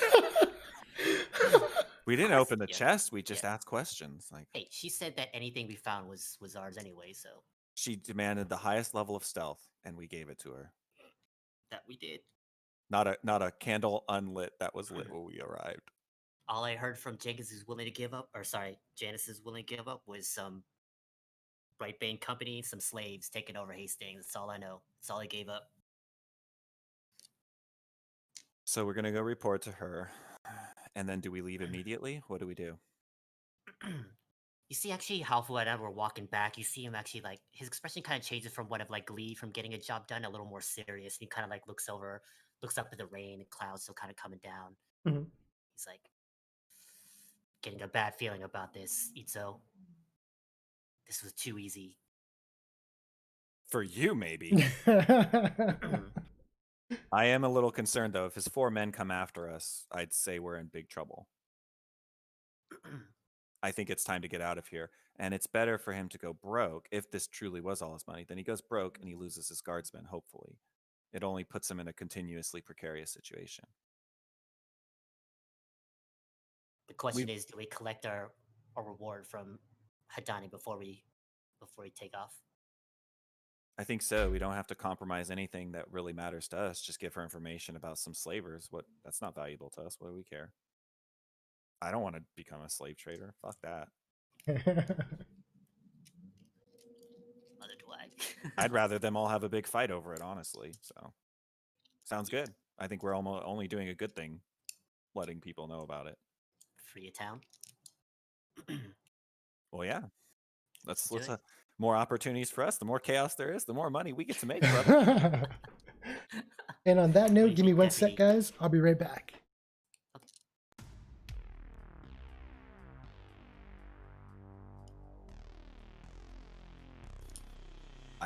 That went really well, dude. That went so well. Oh, why is he taking the clothes? I have a plan. I have a plan. Okay. Oh my goodness. We took everything that wasn't nailed down. God damn it. Pretty much. Well, I would say we. Oh yeah, he said the key goes to. Oh yeah, his chest in his warehouse, and it's an old map. There's no way that's. No. I think say if we- could have probably go a little more, but is it worth it? I say we hit the old map first. I mean, because if someone stole my map and I have something valuable there, what's the first thing I'm going to go do? Yeah. Mhm. Yeah. So we need to figure out where this is. We could pay a scout maybe to bring us, like a hunter in the area. Yeah. Pay somebody who's not Hidani or inside that whole circle.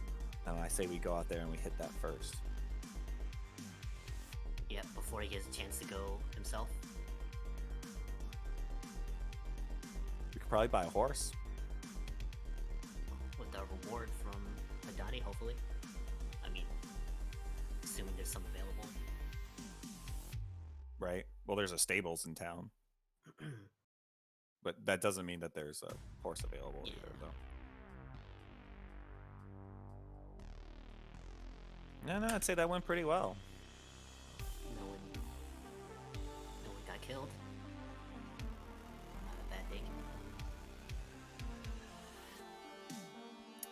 Seems like there's a decent amount of connections going on. Not sure what we've got ourselves entangled in, but I guess we'll find out.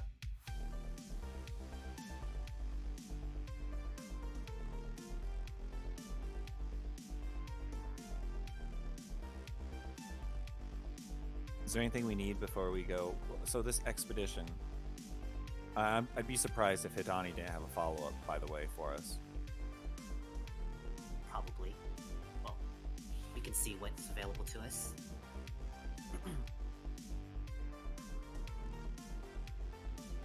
Is there anything we're gonna need if we're gonna go out and looking for these people? I mean, we might need a tent or something. I don't know. Possibly. Yeah. Maybe some supplies to last us. We don't know how far exactly we're going to go. Or do we? Right. So if we're gonna do the other quest, the Worried and Concerned, that's south of this Yeah, city. because I think they're at least a couple weeks away, so that might be a little further. Actually, we're not even sure how far Mildred is here. Because if we're gonna go check out like Thicket Woods, from that, like I'm assuming what the map was supposed to lead towards. Right. We should figure out how far away that is, and then who knows? Maybe they're in similar directions too. Two Yeah. different ones though. But I think we're in agreement that we need to try to find out what's going on with this map. Half might be able to discern some stuff, stand a little further and not underneath the rainy moonlight. Like, Right, we'll and we discern should some set stuff about and then- making a copy as fast as possible, even if it's not incredibly accurate. Yeah, how can we do that? Also, he has some expertise in cartography, so I'm sure copying the map could be done. So the city we're in right now is Vangroth, right? And Hastings is the city that went quiet, right? Yes.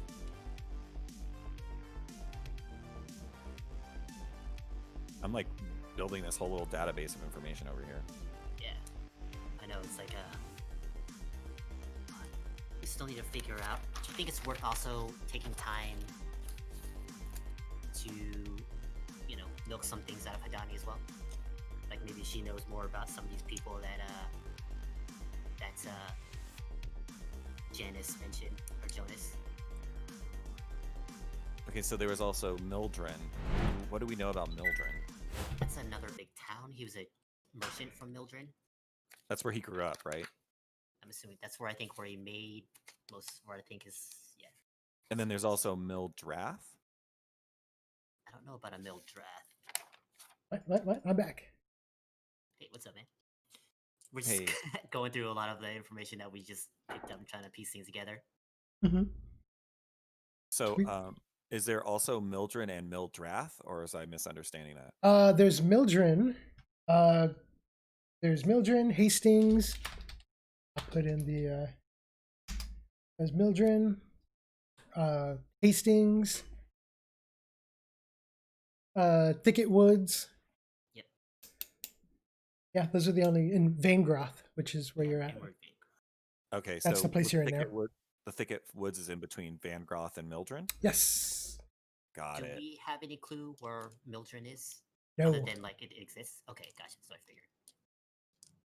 This whole region is foreign. Gotcha. Depending on what your backstory is, Hafu, since you're older, your character's older, maybe he traveled a little bit, but traveling in the world is extremely dangerous, usually only done in big groups or caravans. It is really dangerous to be outside of settlements. At least in the wilds. In civilized lands, it's much safer. But since you guys are in the wilds at the moment.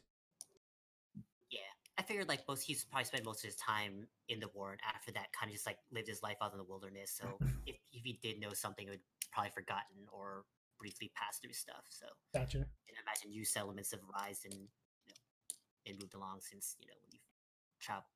Yeah, exactly. Gotcha. So where are you guys headed now? I think we're gonna maybe try to find Hidani.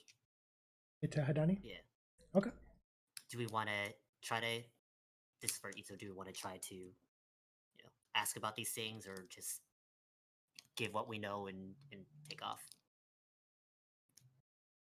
I'll let you decide.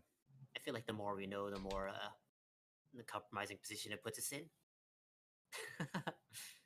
No, Need to know basic stuff. I think it depends if you also want to keep doing work for her. If you want to keep doing work for her, and seems like we're in the right line of business for our style, then I would ask more questions.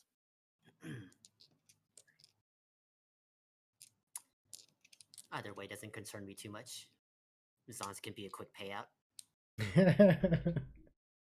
I would ask the questions, but it's your call. Oh, well, she seems to be more taken to you anyway, so you'd probably be able to get more of a straight answers from her than I would. God damn it, old man! If I have to keep doing everything, I swear to God, I'm gonna keep all this fucking treasure. He like kind of like loses his temper for a minute. Now we're gonna go in that fucking tavern, and I'm gonna get some elven wine, and you're gonna ask the questions. You understand me? Where the freaking God? Yeah, he's like stomps off, angsty with his angst. Half will let him stomp off ahead a little bit and kind of just plod along at his normal pace, knowing where he's gonna go.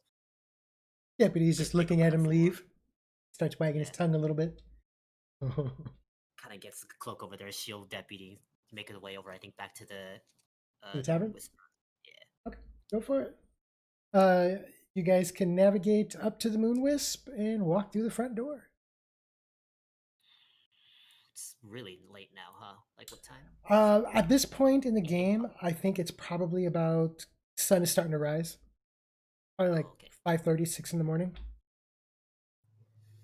The sun's coming up. I'm getting tired. It's time for me to go sleep.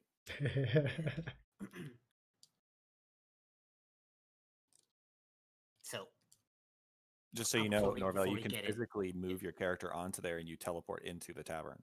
oh, gotcha. Okay, cool. Oh, you just gotta walk through the front door. A little to the left. Yeah, sorry, I'm zoomed out a little bit. Or there you go.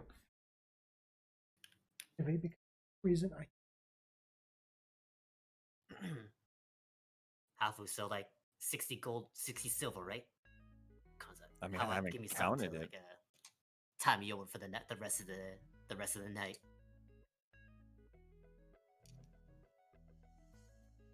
So you guys walk back up to the Moon Wisp.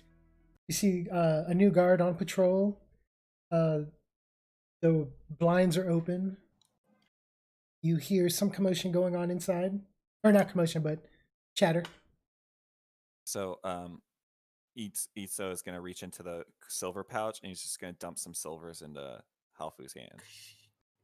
Okay. So I'm going to Top them. 2d12. Hafu doesn't count. Just puts it in. 12 silver. I'm marking it off my thing, so mark it on yours. Okay. What about the leather pouch? Yeah, Didn't I haven't ask. even looked in that yet. Yeah. Okay. Let's go inside. You guys walk on in. As soon as you walk in, straight ahead, you notice that you see the main table in the center of the tavern filled with dwarves. With one particular dwarf that stands out. Yeah, there's more of them this time, right? There was 4 Mhm. before. Yes. And as he goes down to his previous table, as he passes Adeline, he motions to her. It's like, "Bring me more wine." She just nods at you.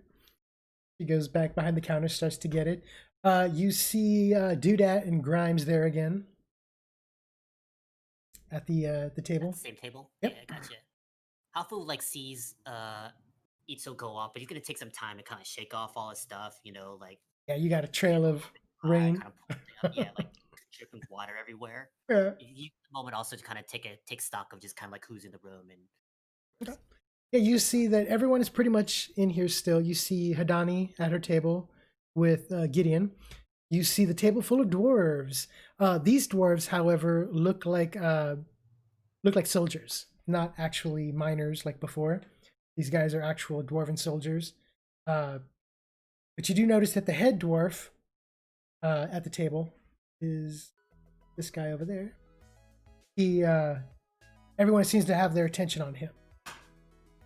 And he's just talking about political stuff, like what's going on with the town, how's the construction of the northern wall going, and the repairs of the northern wall. And then Adeline going behind the counter and grabbing some more wine for Itzo. Can I use her inventory? Yeah, go for it. She should be open. Huff will start making his way over to this table that Itsu's at now too, as well. How many of these elven wines do you have? I mean, I can see on her menu, Oh. but that's what I was asking. She says we have a pretty good stock. Bring all of them. He kind of looks at you wide-eyed, like, all of them? Kafu's like, And also some of that stew also, and some porridge for my friend here. And he like he opens the bag and she can see like he's got silver in there. Okay, she's right away. She doesn't question it, and she goes and goes back to the thing. Oh, Hafu instead he'll open his in private, pulls out like like 2 coppers. Like, what can I get for this? with the 2 coppers. Yeah.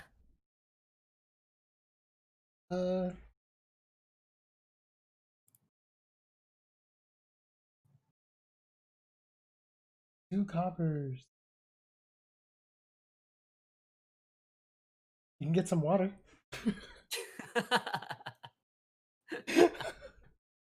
Oh no, you can get some bread as well. You can get bread. Yeah, there we go. Some Bread. silver stale bread. Let's do it. Sorry, I have my other TV is like, I'm using a TV as a monitor, so I have to like That's all really good. lean. Yeah, so some bread. Should I just go ahead and buy whatever I want? Yeah, go for it. Cool.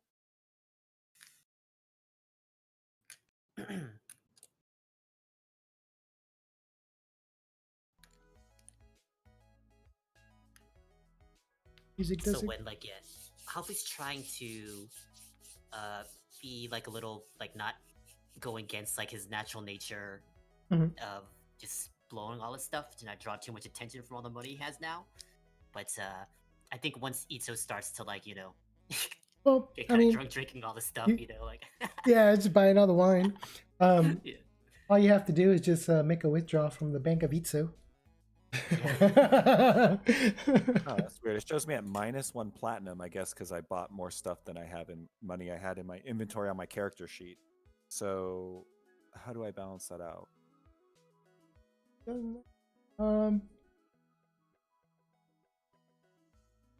Okay, I see. It does say -1 platinum. Let me just see. Convert. I'm gonna convert your money. You got 7.5 gold.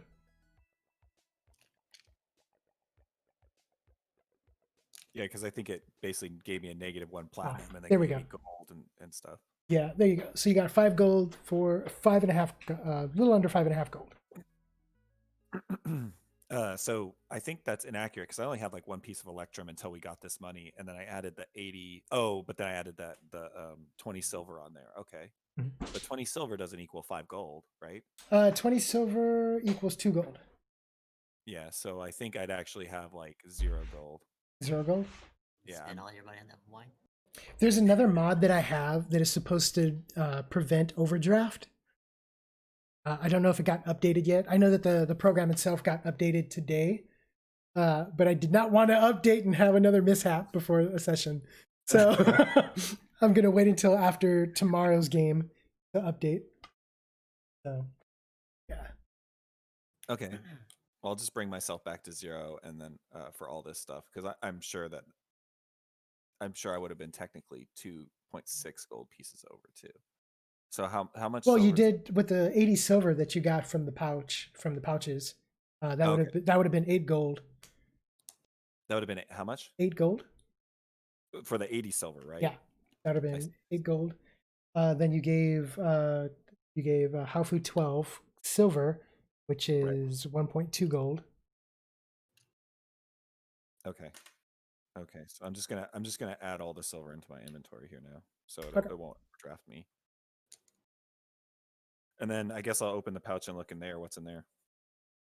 So you're at the table. You open the pouch. You count 4 gold. All right. And he's gonna order some food for everyone.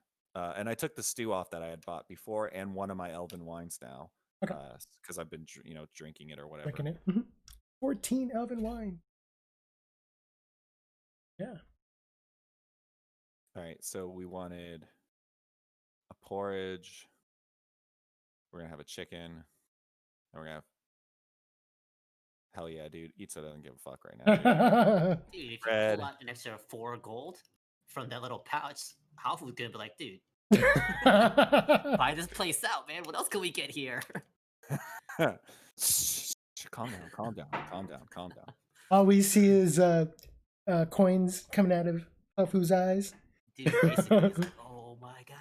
I was gonna So say we got- dollar signs, but We got a porridge, a chicken, and some bread. I feel like we need more food than that. Yeah. These specialties, local specialties they have here.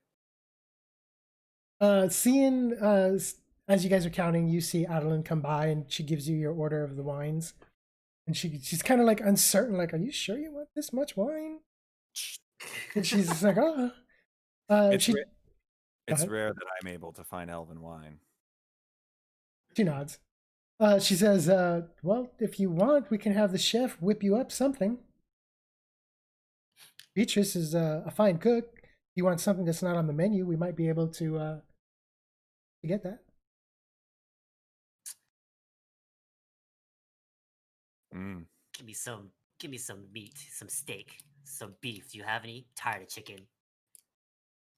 Just, yeah, we can get you some steak. Isn't that right, deputy? He gives a little bark. Like, "Oh yeah, some steak." His tail starts thumping.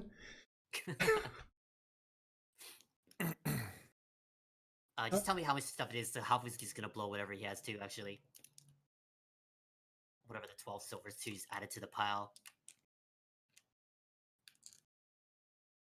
So steak is going for 5 copper. Copper.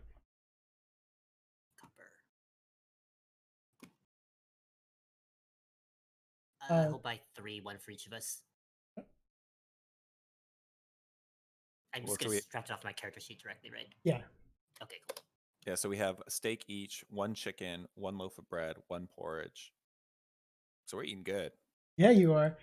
We're just gonna eat the whole thing. I'm gonna mark it all off my inventory, just assuming we eat it all. Okay. You Yeah, I'll note guys this. both gain, since you guys ate all that food, you are well fed. And you guys will 7 temporary HP each.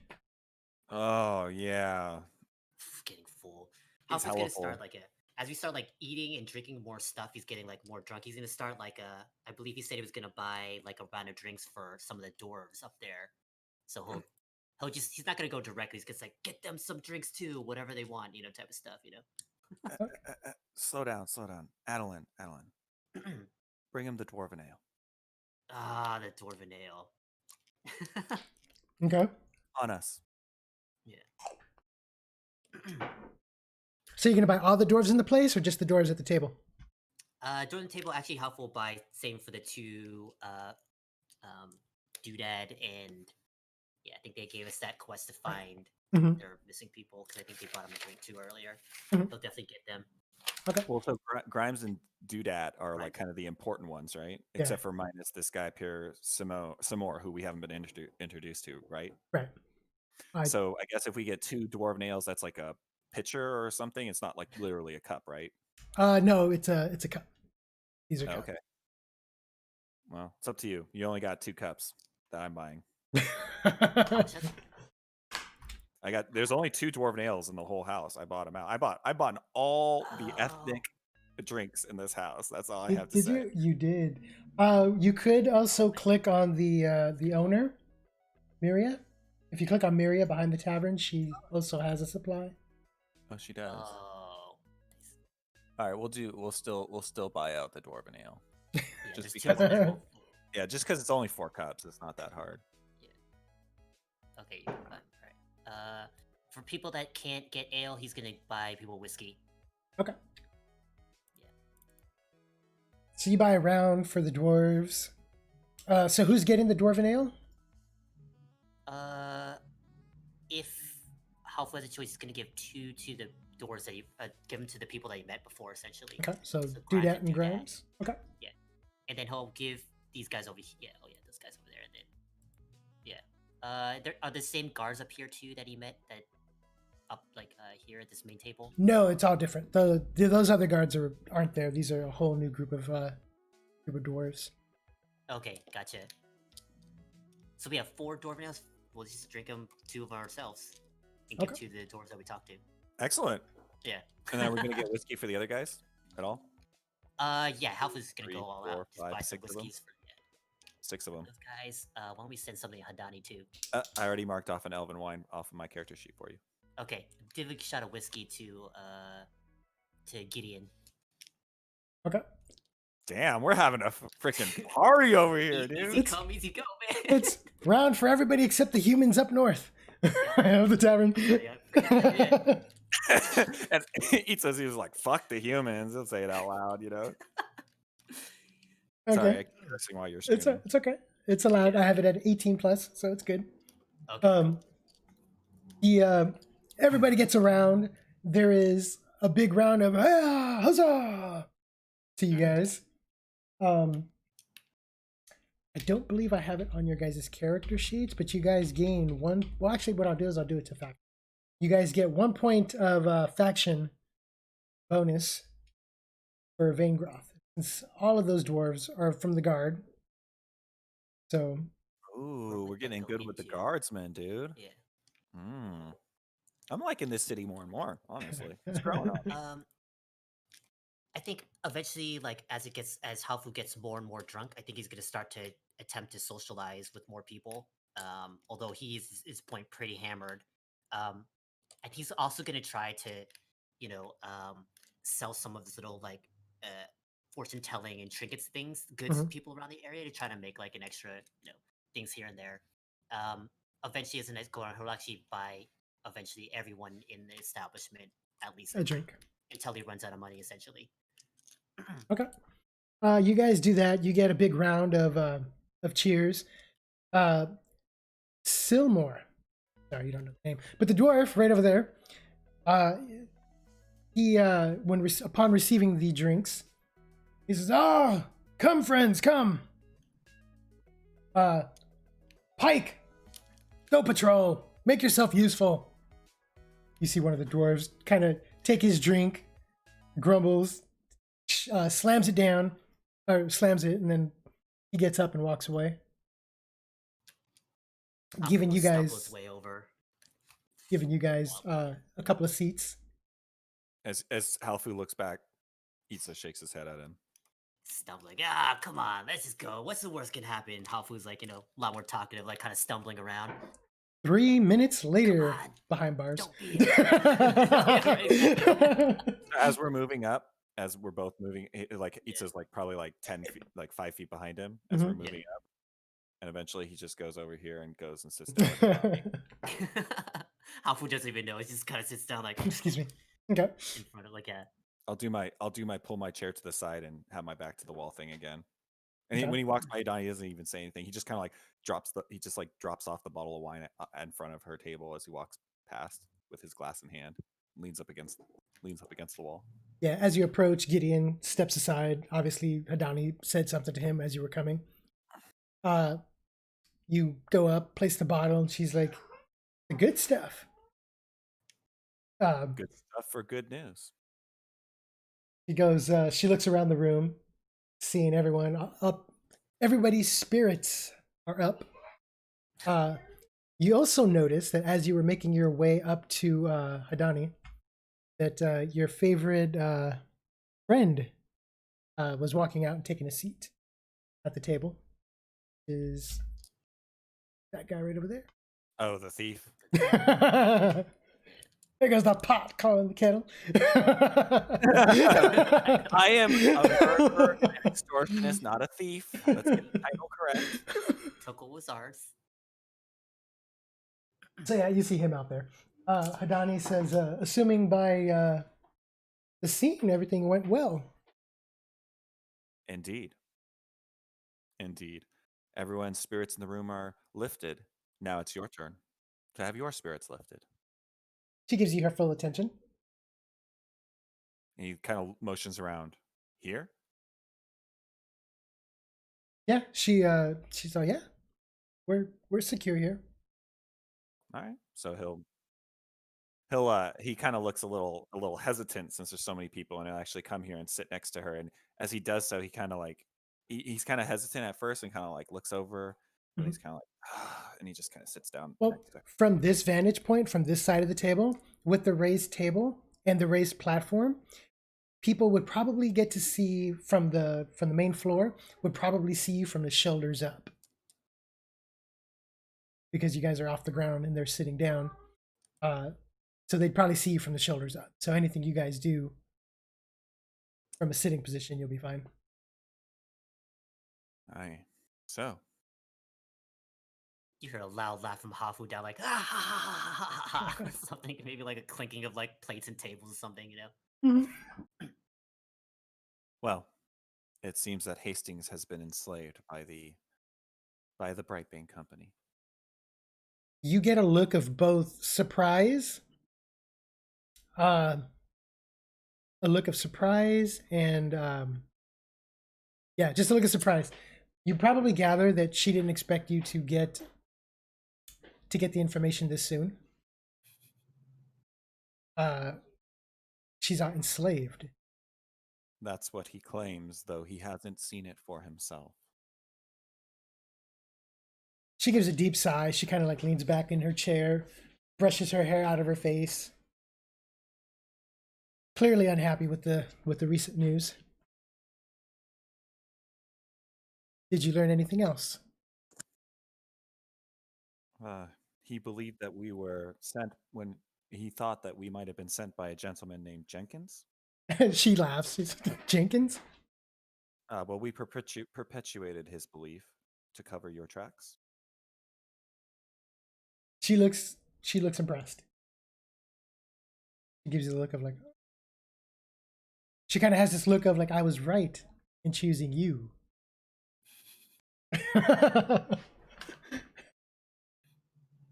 And yeah, that's pretty much what he told us. We didn't have to hurt anybody except for him a little bit. But as long as he doesn't sound the alarm, no one should be the wiser as to what happened. Did he see your did he make you guys out? No, he did not see us. We were like ghosts in the night.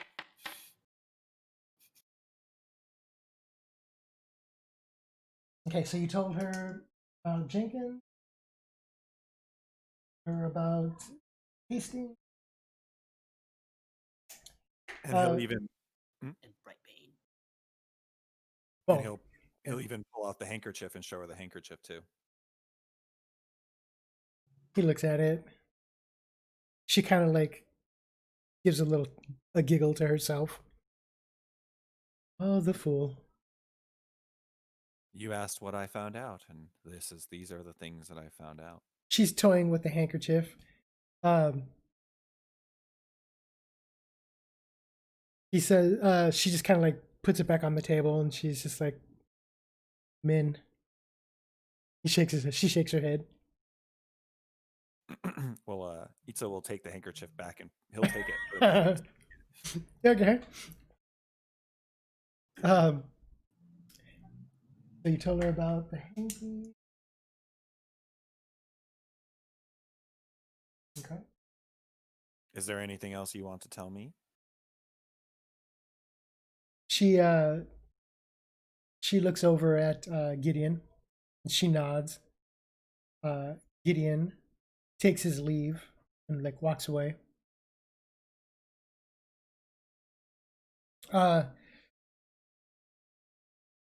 She says, "So I'm curious. What did he have in his estate?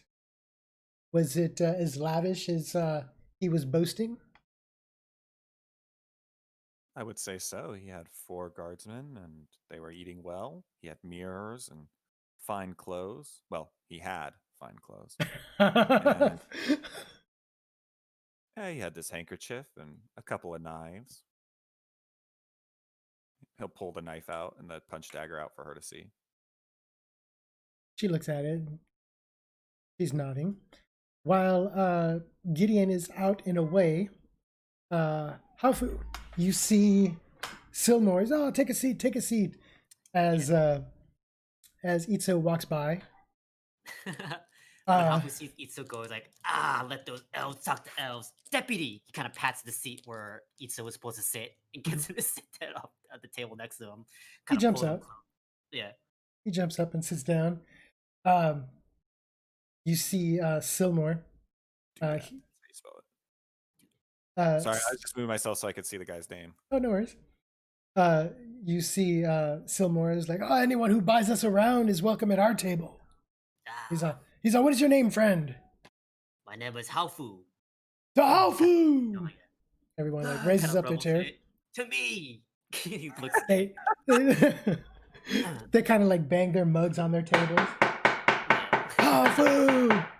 Well met, Um, Silmore. You look like quite the like a leader of the little gang over here. Looks over like kind of like gestures like a cup over to like the rest of the guards here. One of the guards, over next to him, is leader of the gang. Ah, bah! He's one of the Council of Three. Oh, and who are these again? Halfu's like looking like yeah, pretty One of the- intoxicated. One of the guards is. Go ahead. Gotcha. Go ahead. Oh, sorry. He says, yeah, so they tell you that the Council of Three is run by Serena, Silmore, and an elf, Elnarin. He's like, oh, what's her name? Sarita, that fine-looking human that came in earlier earlier today. He's like super sloshed right now. You see Silmore, bah, don't go spreading those rumors around, it'll go to her head. Yeah. What was the name of the elf that was one of the Council of Three? I put it in the chat. Elnarin. Got it. I can hear the music, by the way. Oh, sweet. It's like, so Silmore, how does one become one of these Council of Three? Can I be a Council of Four? He points it out for himself. Everyone at the table just gets a laugh out of that. Everybody laughs. He says, I really don't know if we want another human on the council. What about a dog? He points at Deputy over here. Kind of pass him over. One of the guards says, that'll probably be an improvement of what we got right now. Silmore's like, hush you, hush. Trying to keep it political, PC with the group, not start anything. Yeah, gotcha.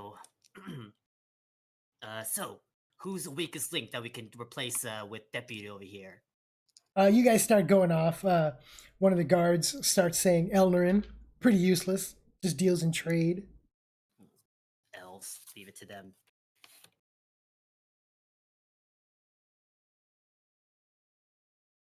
I have the tokens randomly say things, and I saw it pop up in chat, and I was like, "What the hell's going on?" Yeah, too quiet. Yeah.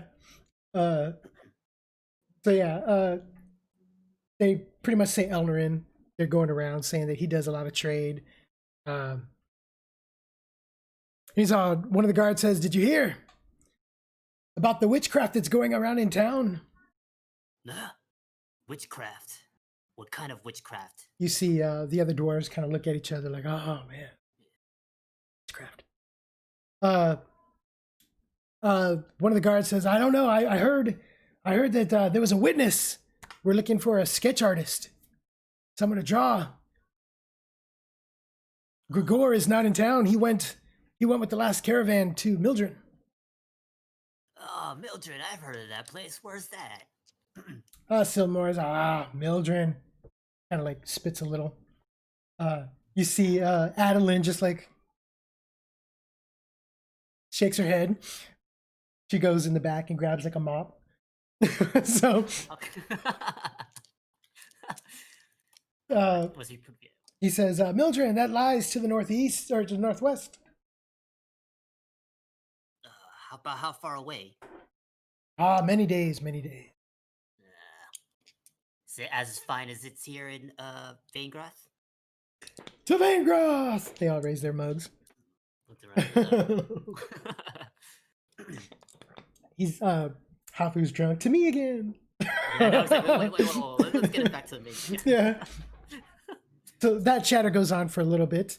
You see Gideon coming back. He comes back and gives.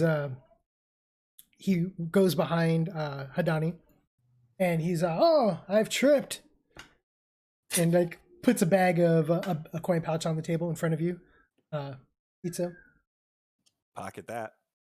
and then he goes back to guarding. When Hafu sees Gideon, he's like, "Hey, Gideon, my boy, come here, join us for a drink too." He kind of like he actually goes. He walks over. As I kind of can see in my mind's eye, like maybe he looks back and Itzo's just like, to Hidani, and Itzo's like, "Don't worry, I'll watch over her for you." I'll take good care of her. Well, that's why he hesitated. He was like, and he looks back, and then, Hadani just kind of like waves him off. If there's no extra chair, like when Gideon comes over, Hafu will turn to Deputy's like, "Deputy, where's your manners?" And he kind of brushes him off, to get him off. There's like a wet pile where Deputy was, but he's like, "Gideon, come on." Gideon doesn't take notice and just sits down anyway. Rap star. He's when he sits down though, you get this look on his face like, What am I doing? oh. He's just like, Devingroth! What are we drinking next? Like, yeah, Hafu makes a little more small talk. I'm not sure how much he's gonna remember too much of, what's going on. So I'm not gonna press too many details.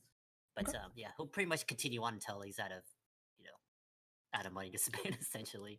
As you guys are chatting, Gideon looks to Adeline and says, pots his mouth, and she just kind of goes and gives him like a rag. You see him like grab the rag, like wipe his face a little bit, and just kind of like start lifting up and like trying to put the rag underneath him. Yeah. Hadani looks over at you, Itzo. And she says, did Jonas happen to mention how he came about this information?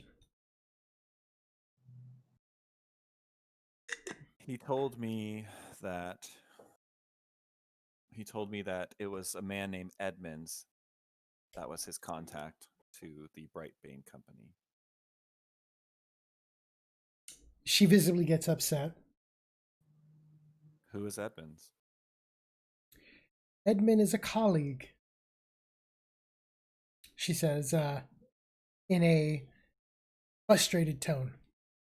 One that you can glean into that is kind of like, this ain't the first time he messed up. Kind of one of those. Here? Was he in Mildren? Currently, he is in Mildren. Why are you going to Mildren? She says. I'd considered it. She says, well, if you decide, perhaps I could have you deliver a message. What? A follow-up? She says, but Mildren is pretty far off. I believe we'd have to find a group of people to go with, or do you think that Halfu and myself could go on horses? She says that the travel through thicket woods isn't going to be easy. Maybe going around would probably be best. But even still, that's still a very dangerous journey. Just for the two of you. Do you know a guide, perhaps, that we could hire to guide us through the thicket woods? Someone who knows the area very well?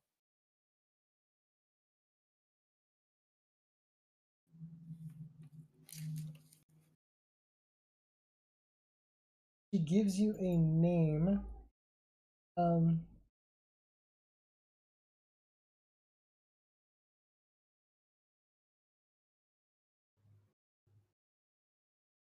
Getting that critical intel.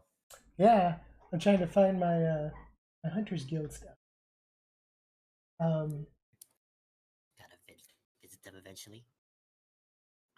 She says, I think Clavin is might be for hire. I saw him. What's that? No, go ahead. Sorry. She says, I believe I saw him arriving yesterday. Another caravan is docked in last night. Interesting. Yes, I believe I'd be. I'm. I'm definitely going to be heading to Mildren. So if you would like me to deliver a letter and we can continue our working relationship through that, I'd be willing to do that for you. She nods. She goes, "Good. Just if you decide to go, just let me give me a notice. I can get that message prepared." I had a few questions for you about certain people as Mhm. well, if you don't mind me asking. She kind of During motions. during the conversation, he mentioned Jenkins, as you know. Who is Jenkins? Jenkin is a lowly merchant out of Mildren. Okay. Competition, I assume. And who is Candace Jackson, the person who the handkerchief belongs to, supposedly? She laughs and she says, she is a working girl here in town. Apparently, she and her boss are going to be opening up a specialty shop. Ah, I believe they're calling it the Red Lantern.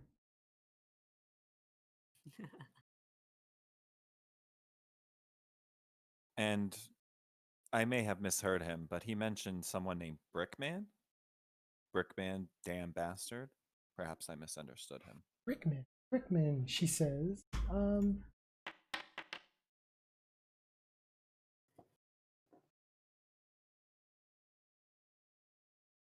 not familiar with that name.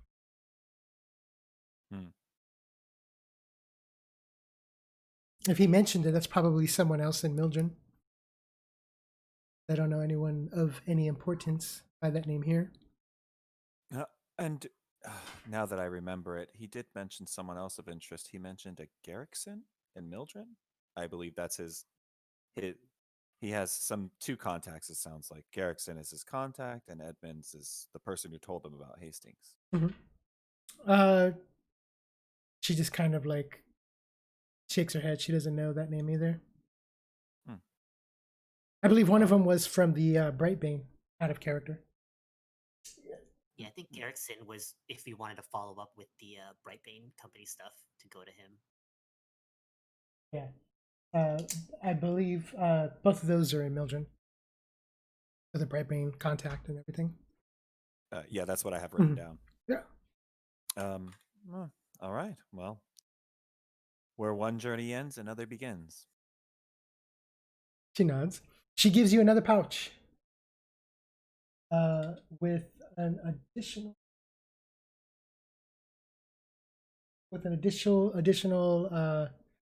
20 silver for a job well done. Excellent. Hopefully we can continue to be use of each other in this untamed world. With that, you guys both completed the quest. Quest complete.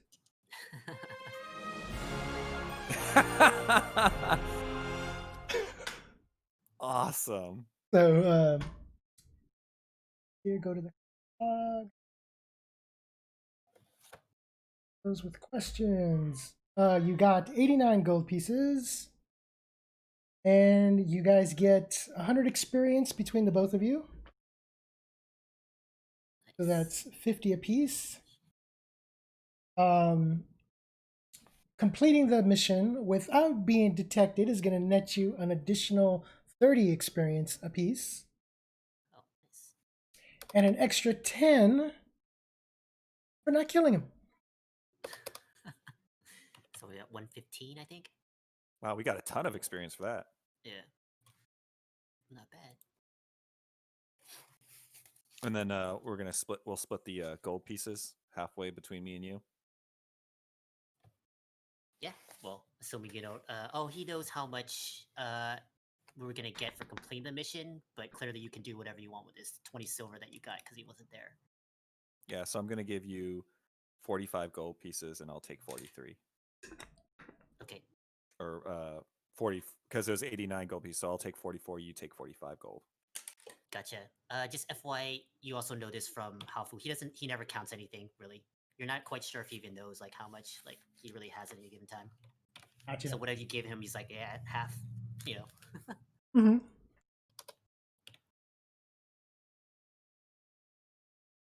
Yeah.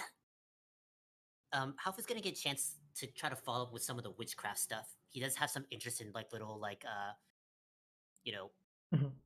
yeah, some magic in the world. You know, not to practice per se, but Mhm. he is kind of just about superstition, like little like mysterious and those type of stuff going on here. Yeah, you hear that.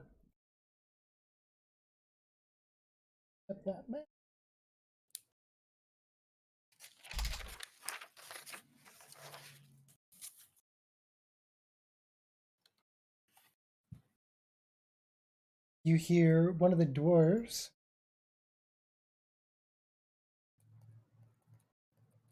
You hear one of the dwarves say, "Yeah, I believe old woman Asani. She saw some elf doing some." He kind of goes like this, like a little bit of wiggling his fingers. Some mystical stuff. Oh, one of the other dwarfs smacks him. "Oh, don't go doing that, you bloody fool! You'll be hung." Looks around, making sure like no one's like really taking him seriously. He's like, oh yeah, drinks his ale. So yeah, they're saying that they did during the last attack by the orcs. One of the wood elves, in defense of the city, used some kind of magic. They're not sure what. They haven't spoken with Asani.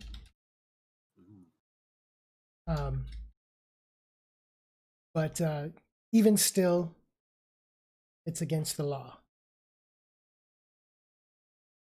What do y'all do with witches here in town? Burn them like the rest of the settlements? The dwarf says, "Oh no, nothing so simple as that. We build a gallows." You see everyone, the gallows. The gallows. Hafu kind of reaches into like a little pack area. He pulls out these little like I guess they're not exactly like they're almost made of just like tree bark. But they have like little like insignias, like these will ward off those evil spirits, and he kind of passes them around. They're so crudely made; it kind of look like just basically like a wood chip. Like if you weren't like looking for it, look like trash essentially. But he gives one each and like, yeah, ward off those evil spirits. Don't bring any of that voodoo on you over here. Is that the same as the Lady Luck? The luck No, this charms? is Different? the luck charms are like little stone pebbles. These are Mhm. kind of like made of just like wood bark. It's like a different okay. thing to do like a different stuff. Okay. The luck one is for like good fortune. These are supposed to be more like ward off evil spirit type of thing. Okay, yeah, they take it and they're like, "Oh, okay, okay." They look at each other questioning, like, "Is this acceptable? Can we? Is this witchcraft? No." No? They're looking for like confirmation between one of them. Yeah, how would he even know? He goes like Gideon, like, "Here, you too." He kind of puts one like in his like I don't know if he has like any like shoulder pockets, but if he doesn't have one, he put it there. If it just falls down his lap or something like that. You gave everyone else whiskey, correct? Yes. If we're running low, we'll probably buy some more if he has any more money. 1 second. Gideon equipped him with.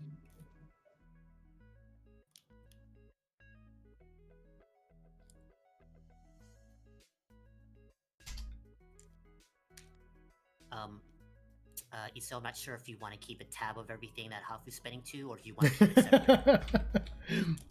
I already marked the money on my character sheet, so mark your gold on your character sheet. I guess Okay. Itza will come over and when he's talking about paying for stuff, he'll just like drop a coin purse off with you, and it looks like there's some silver on top, but when you look down, there's more gold in there. Oh my goodness. Okay. Well, guess we're gonna have to figure out a way of blowing through 45 gold tonight. Tonight. Oh, oops, I accidentally closed the game. Uh-oh. Yeah. If Itzo gives Haofu more money, he's definitely gonna just like more drinks for everyone all around. Just keep them coming.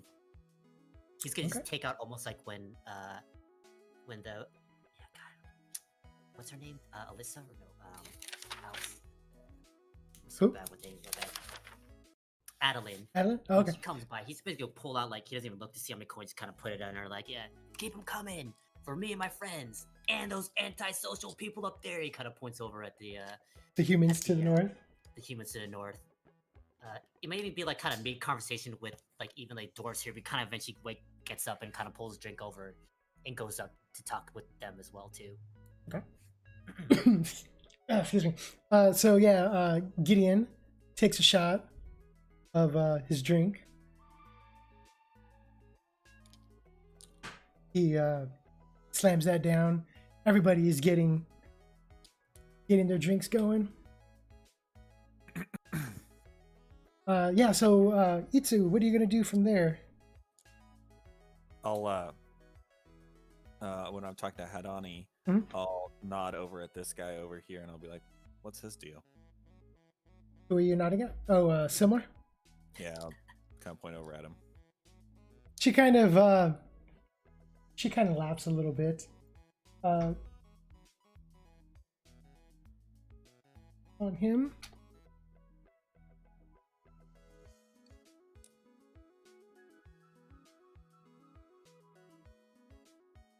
Swear, when you want to find something quick, never find. Figure pay there.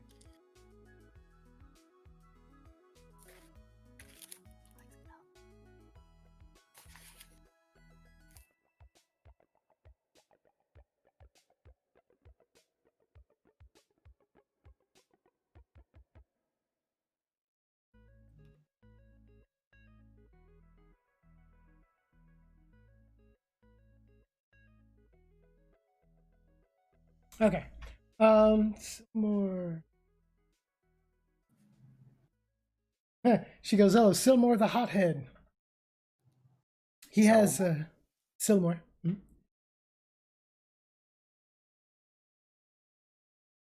Oh, that's the one of the the guy I was talking to, one of the 3 people in town. Yeah, that's that guy right there. Gotcha. I That's the think, dwarf, right? Right. Mhm. Silmore is the hothead. He's in charge of growth, expansion, construction, that kind of thing. He's trying to establish a explorers guild in town. Hmm. From what I'm hearing, it's not going so well for him. Hmm. Trying to establish a source of income for the village. He sent out a few teams, and last I heard, they haven't been heard from. Yeah, he tried to hire us to do that, and we were thinking about going that way, but we're not sure now. There seems to be other opportunities. Mm-hmm. Forgot about that one, huh? So she just kind of nods. She goes, "There's opportunities everywhere." And what about this gentleman down here? My notes up. Where oh. He goes, "I don't know about him, but he seems to be lurking. He has he's been here for about 4 weeks now. Rarely leaves the tavern." It seems unusual that you don't know somebody's story. She kind of like leans back and she puts her hand on her chin and she says, "He hasn't done anything of interest yet." That you know of. She nods. It's getting to be early in the morning and I can see the sun outside. I need to get some sleep. She nods. You see that Gideon starts walking back at that point. He excuses himself and starts walking back. He's wearing the hanky around his waist, the towel around his waist, like a sweater. Sweater around the waist. And so then the dwarves just get a laugh at him. "Oh, look at this one. This one shat his pants, didn't he?"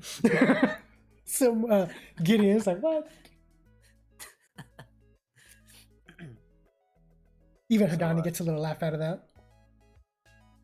Itzo will retire himself to the room, I guess. Okay. So, had enough for the night.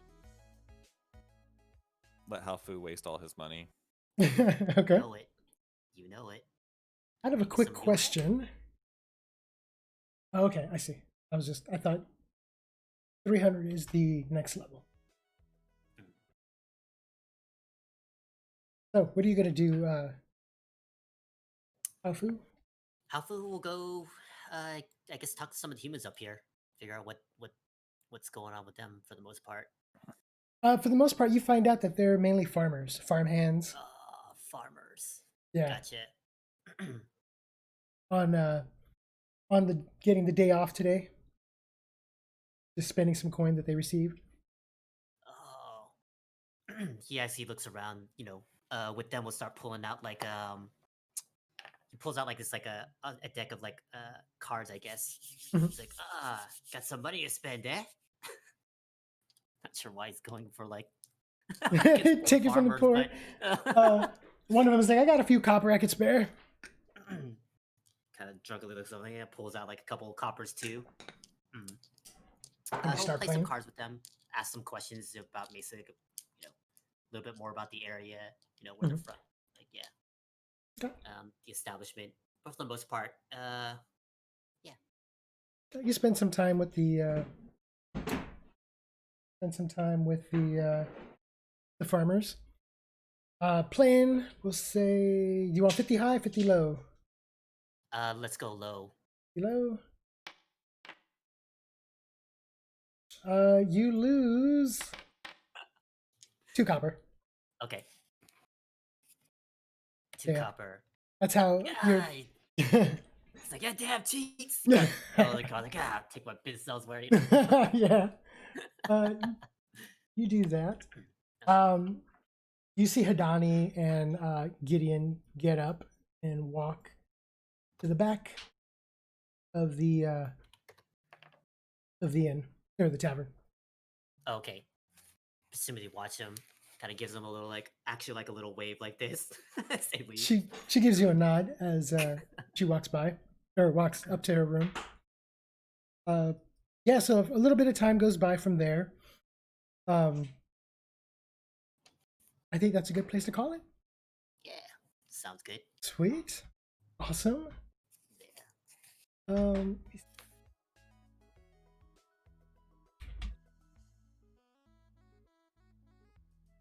Frames.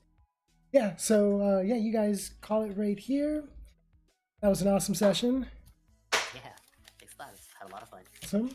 What do you guys think? What do you guys think you're gonna do next? You guys got some talking to do there. I feel like Yeah. Mildred definitely wants to go to Mildred? Mildred, yeah. Yep, I think, that's about right. Yeah. Planning on Mildred run? Yeah. Although I might have to think about it, may ask more questions, but I think Half is also interested in getting if he can knock out the finding some clues for the missing expedition, Mhm. depending on how far away it may go to find some stuff, What I can't do is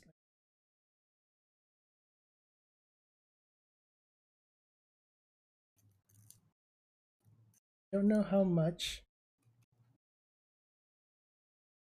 I'm gonna show too much for you guys.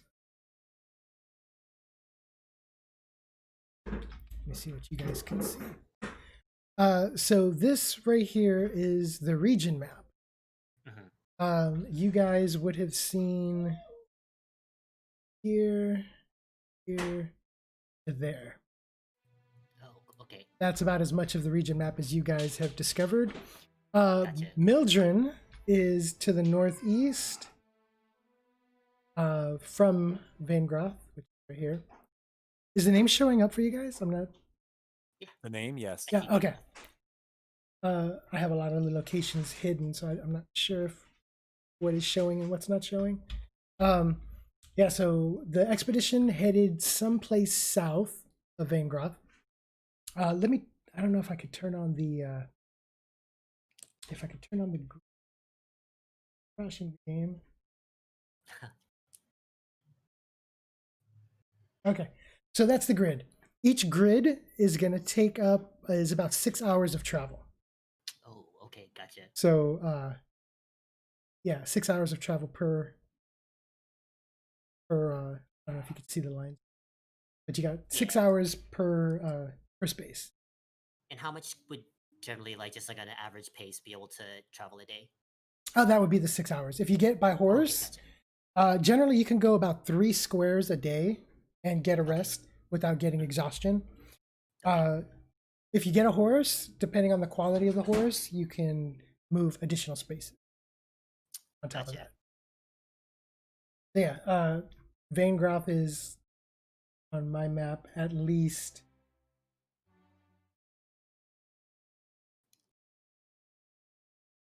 You're looking at quite a few days.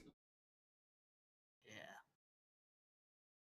Even if you had horses, be for sure. Yeah. Yeah, you're looking at least maybe a week Okay.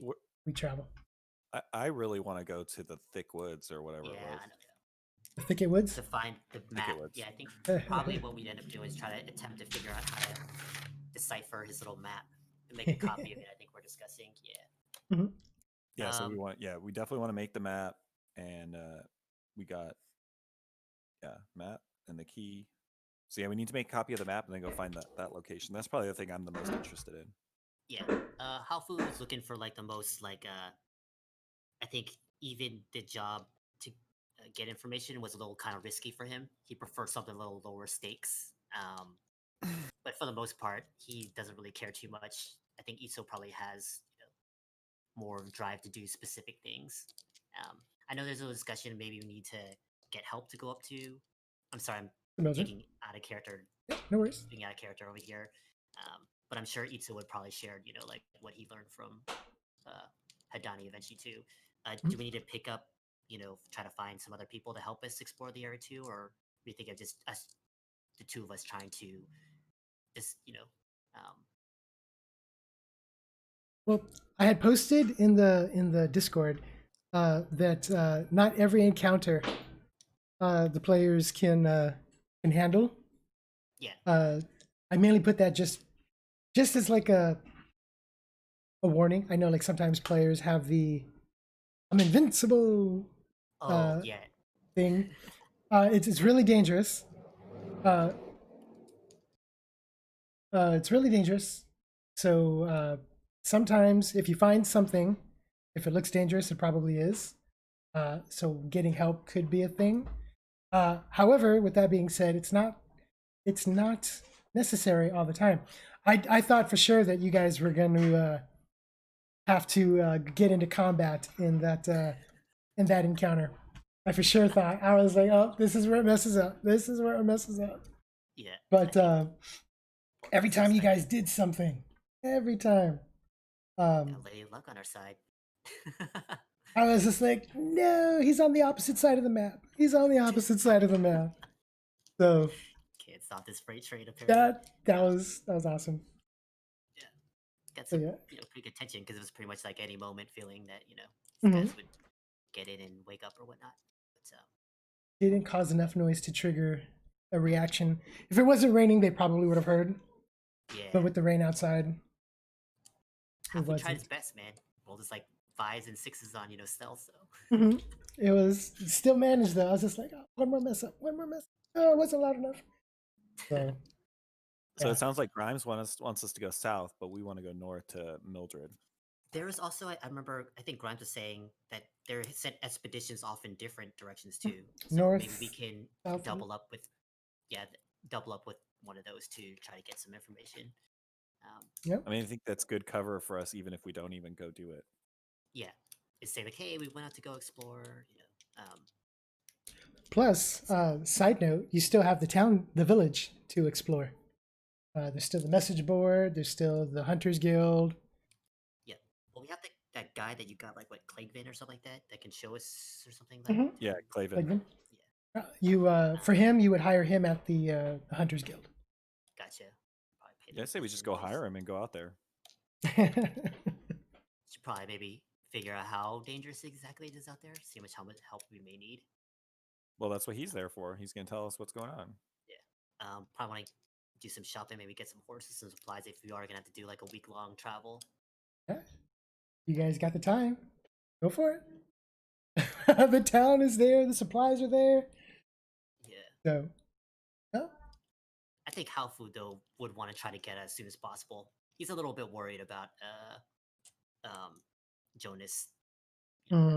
retaliating. On the bright side, he doesn't know. He doesn't necessarily know who kidnapped him. Yeah. So, of course, if you're wearing his fine clothing, he might he might recognize. He's like, hey, that clothing looks familiar. But I've Well, seen we're that gonna one probably before. sell it, I think. Think so? Yeah. Probably. Or whatever. We'll see what happens. Sweet. Awesome. Gotta pay our bills somehow. Thank you guys for the session. But yeah, That Thank was you. that was running so awesome. soon, too. Yeah, we'll pick this up in the between sessions. Thank you guys for watching in the stream. Catch you guys next time.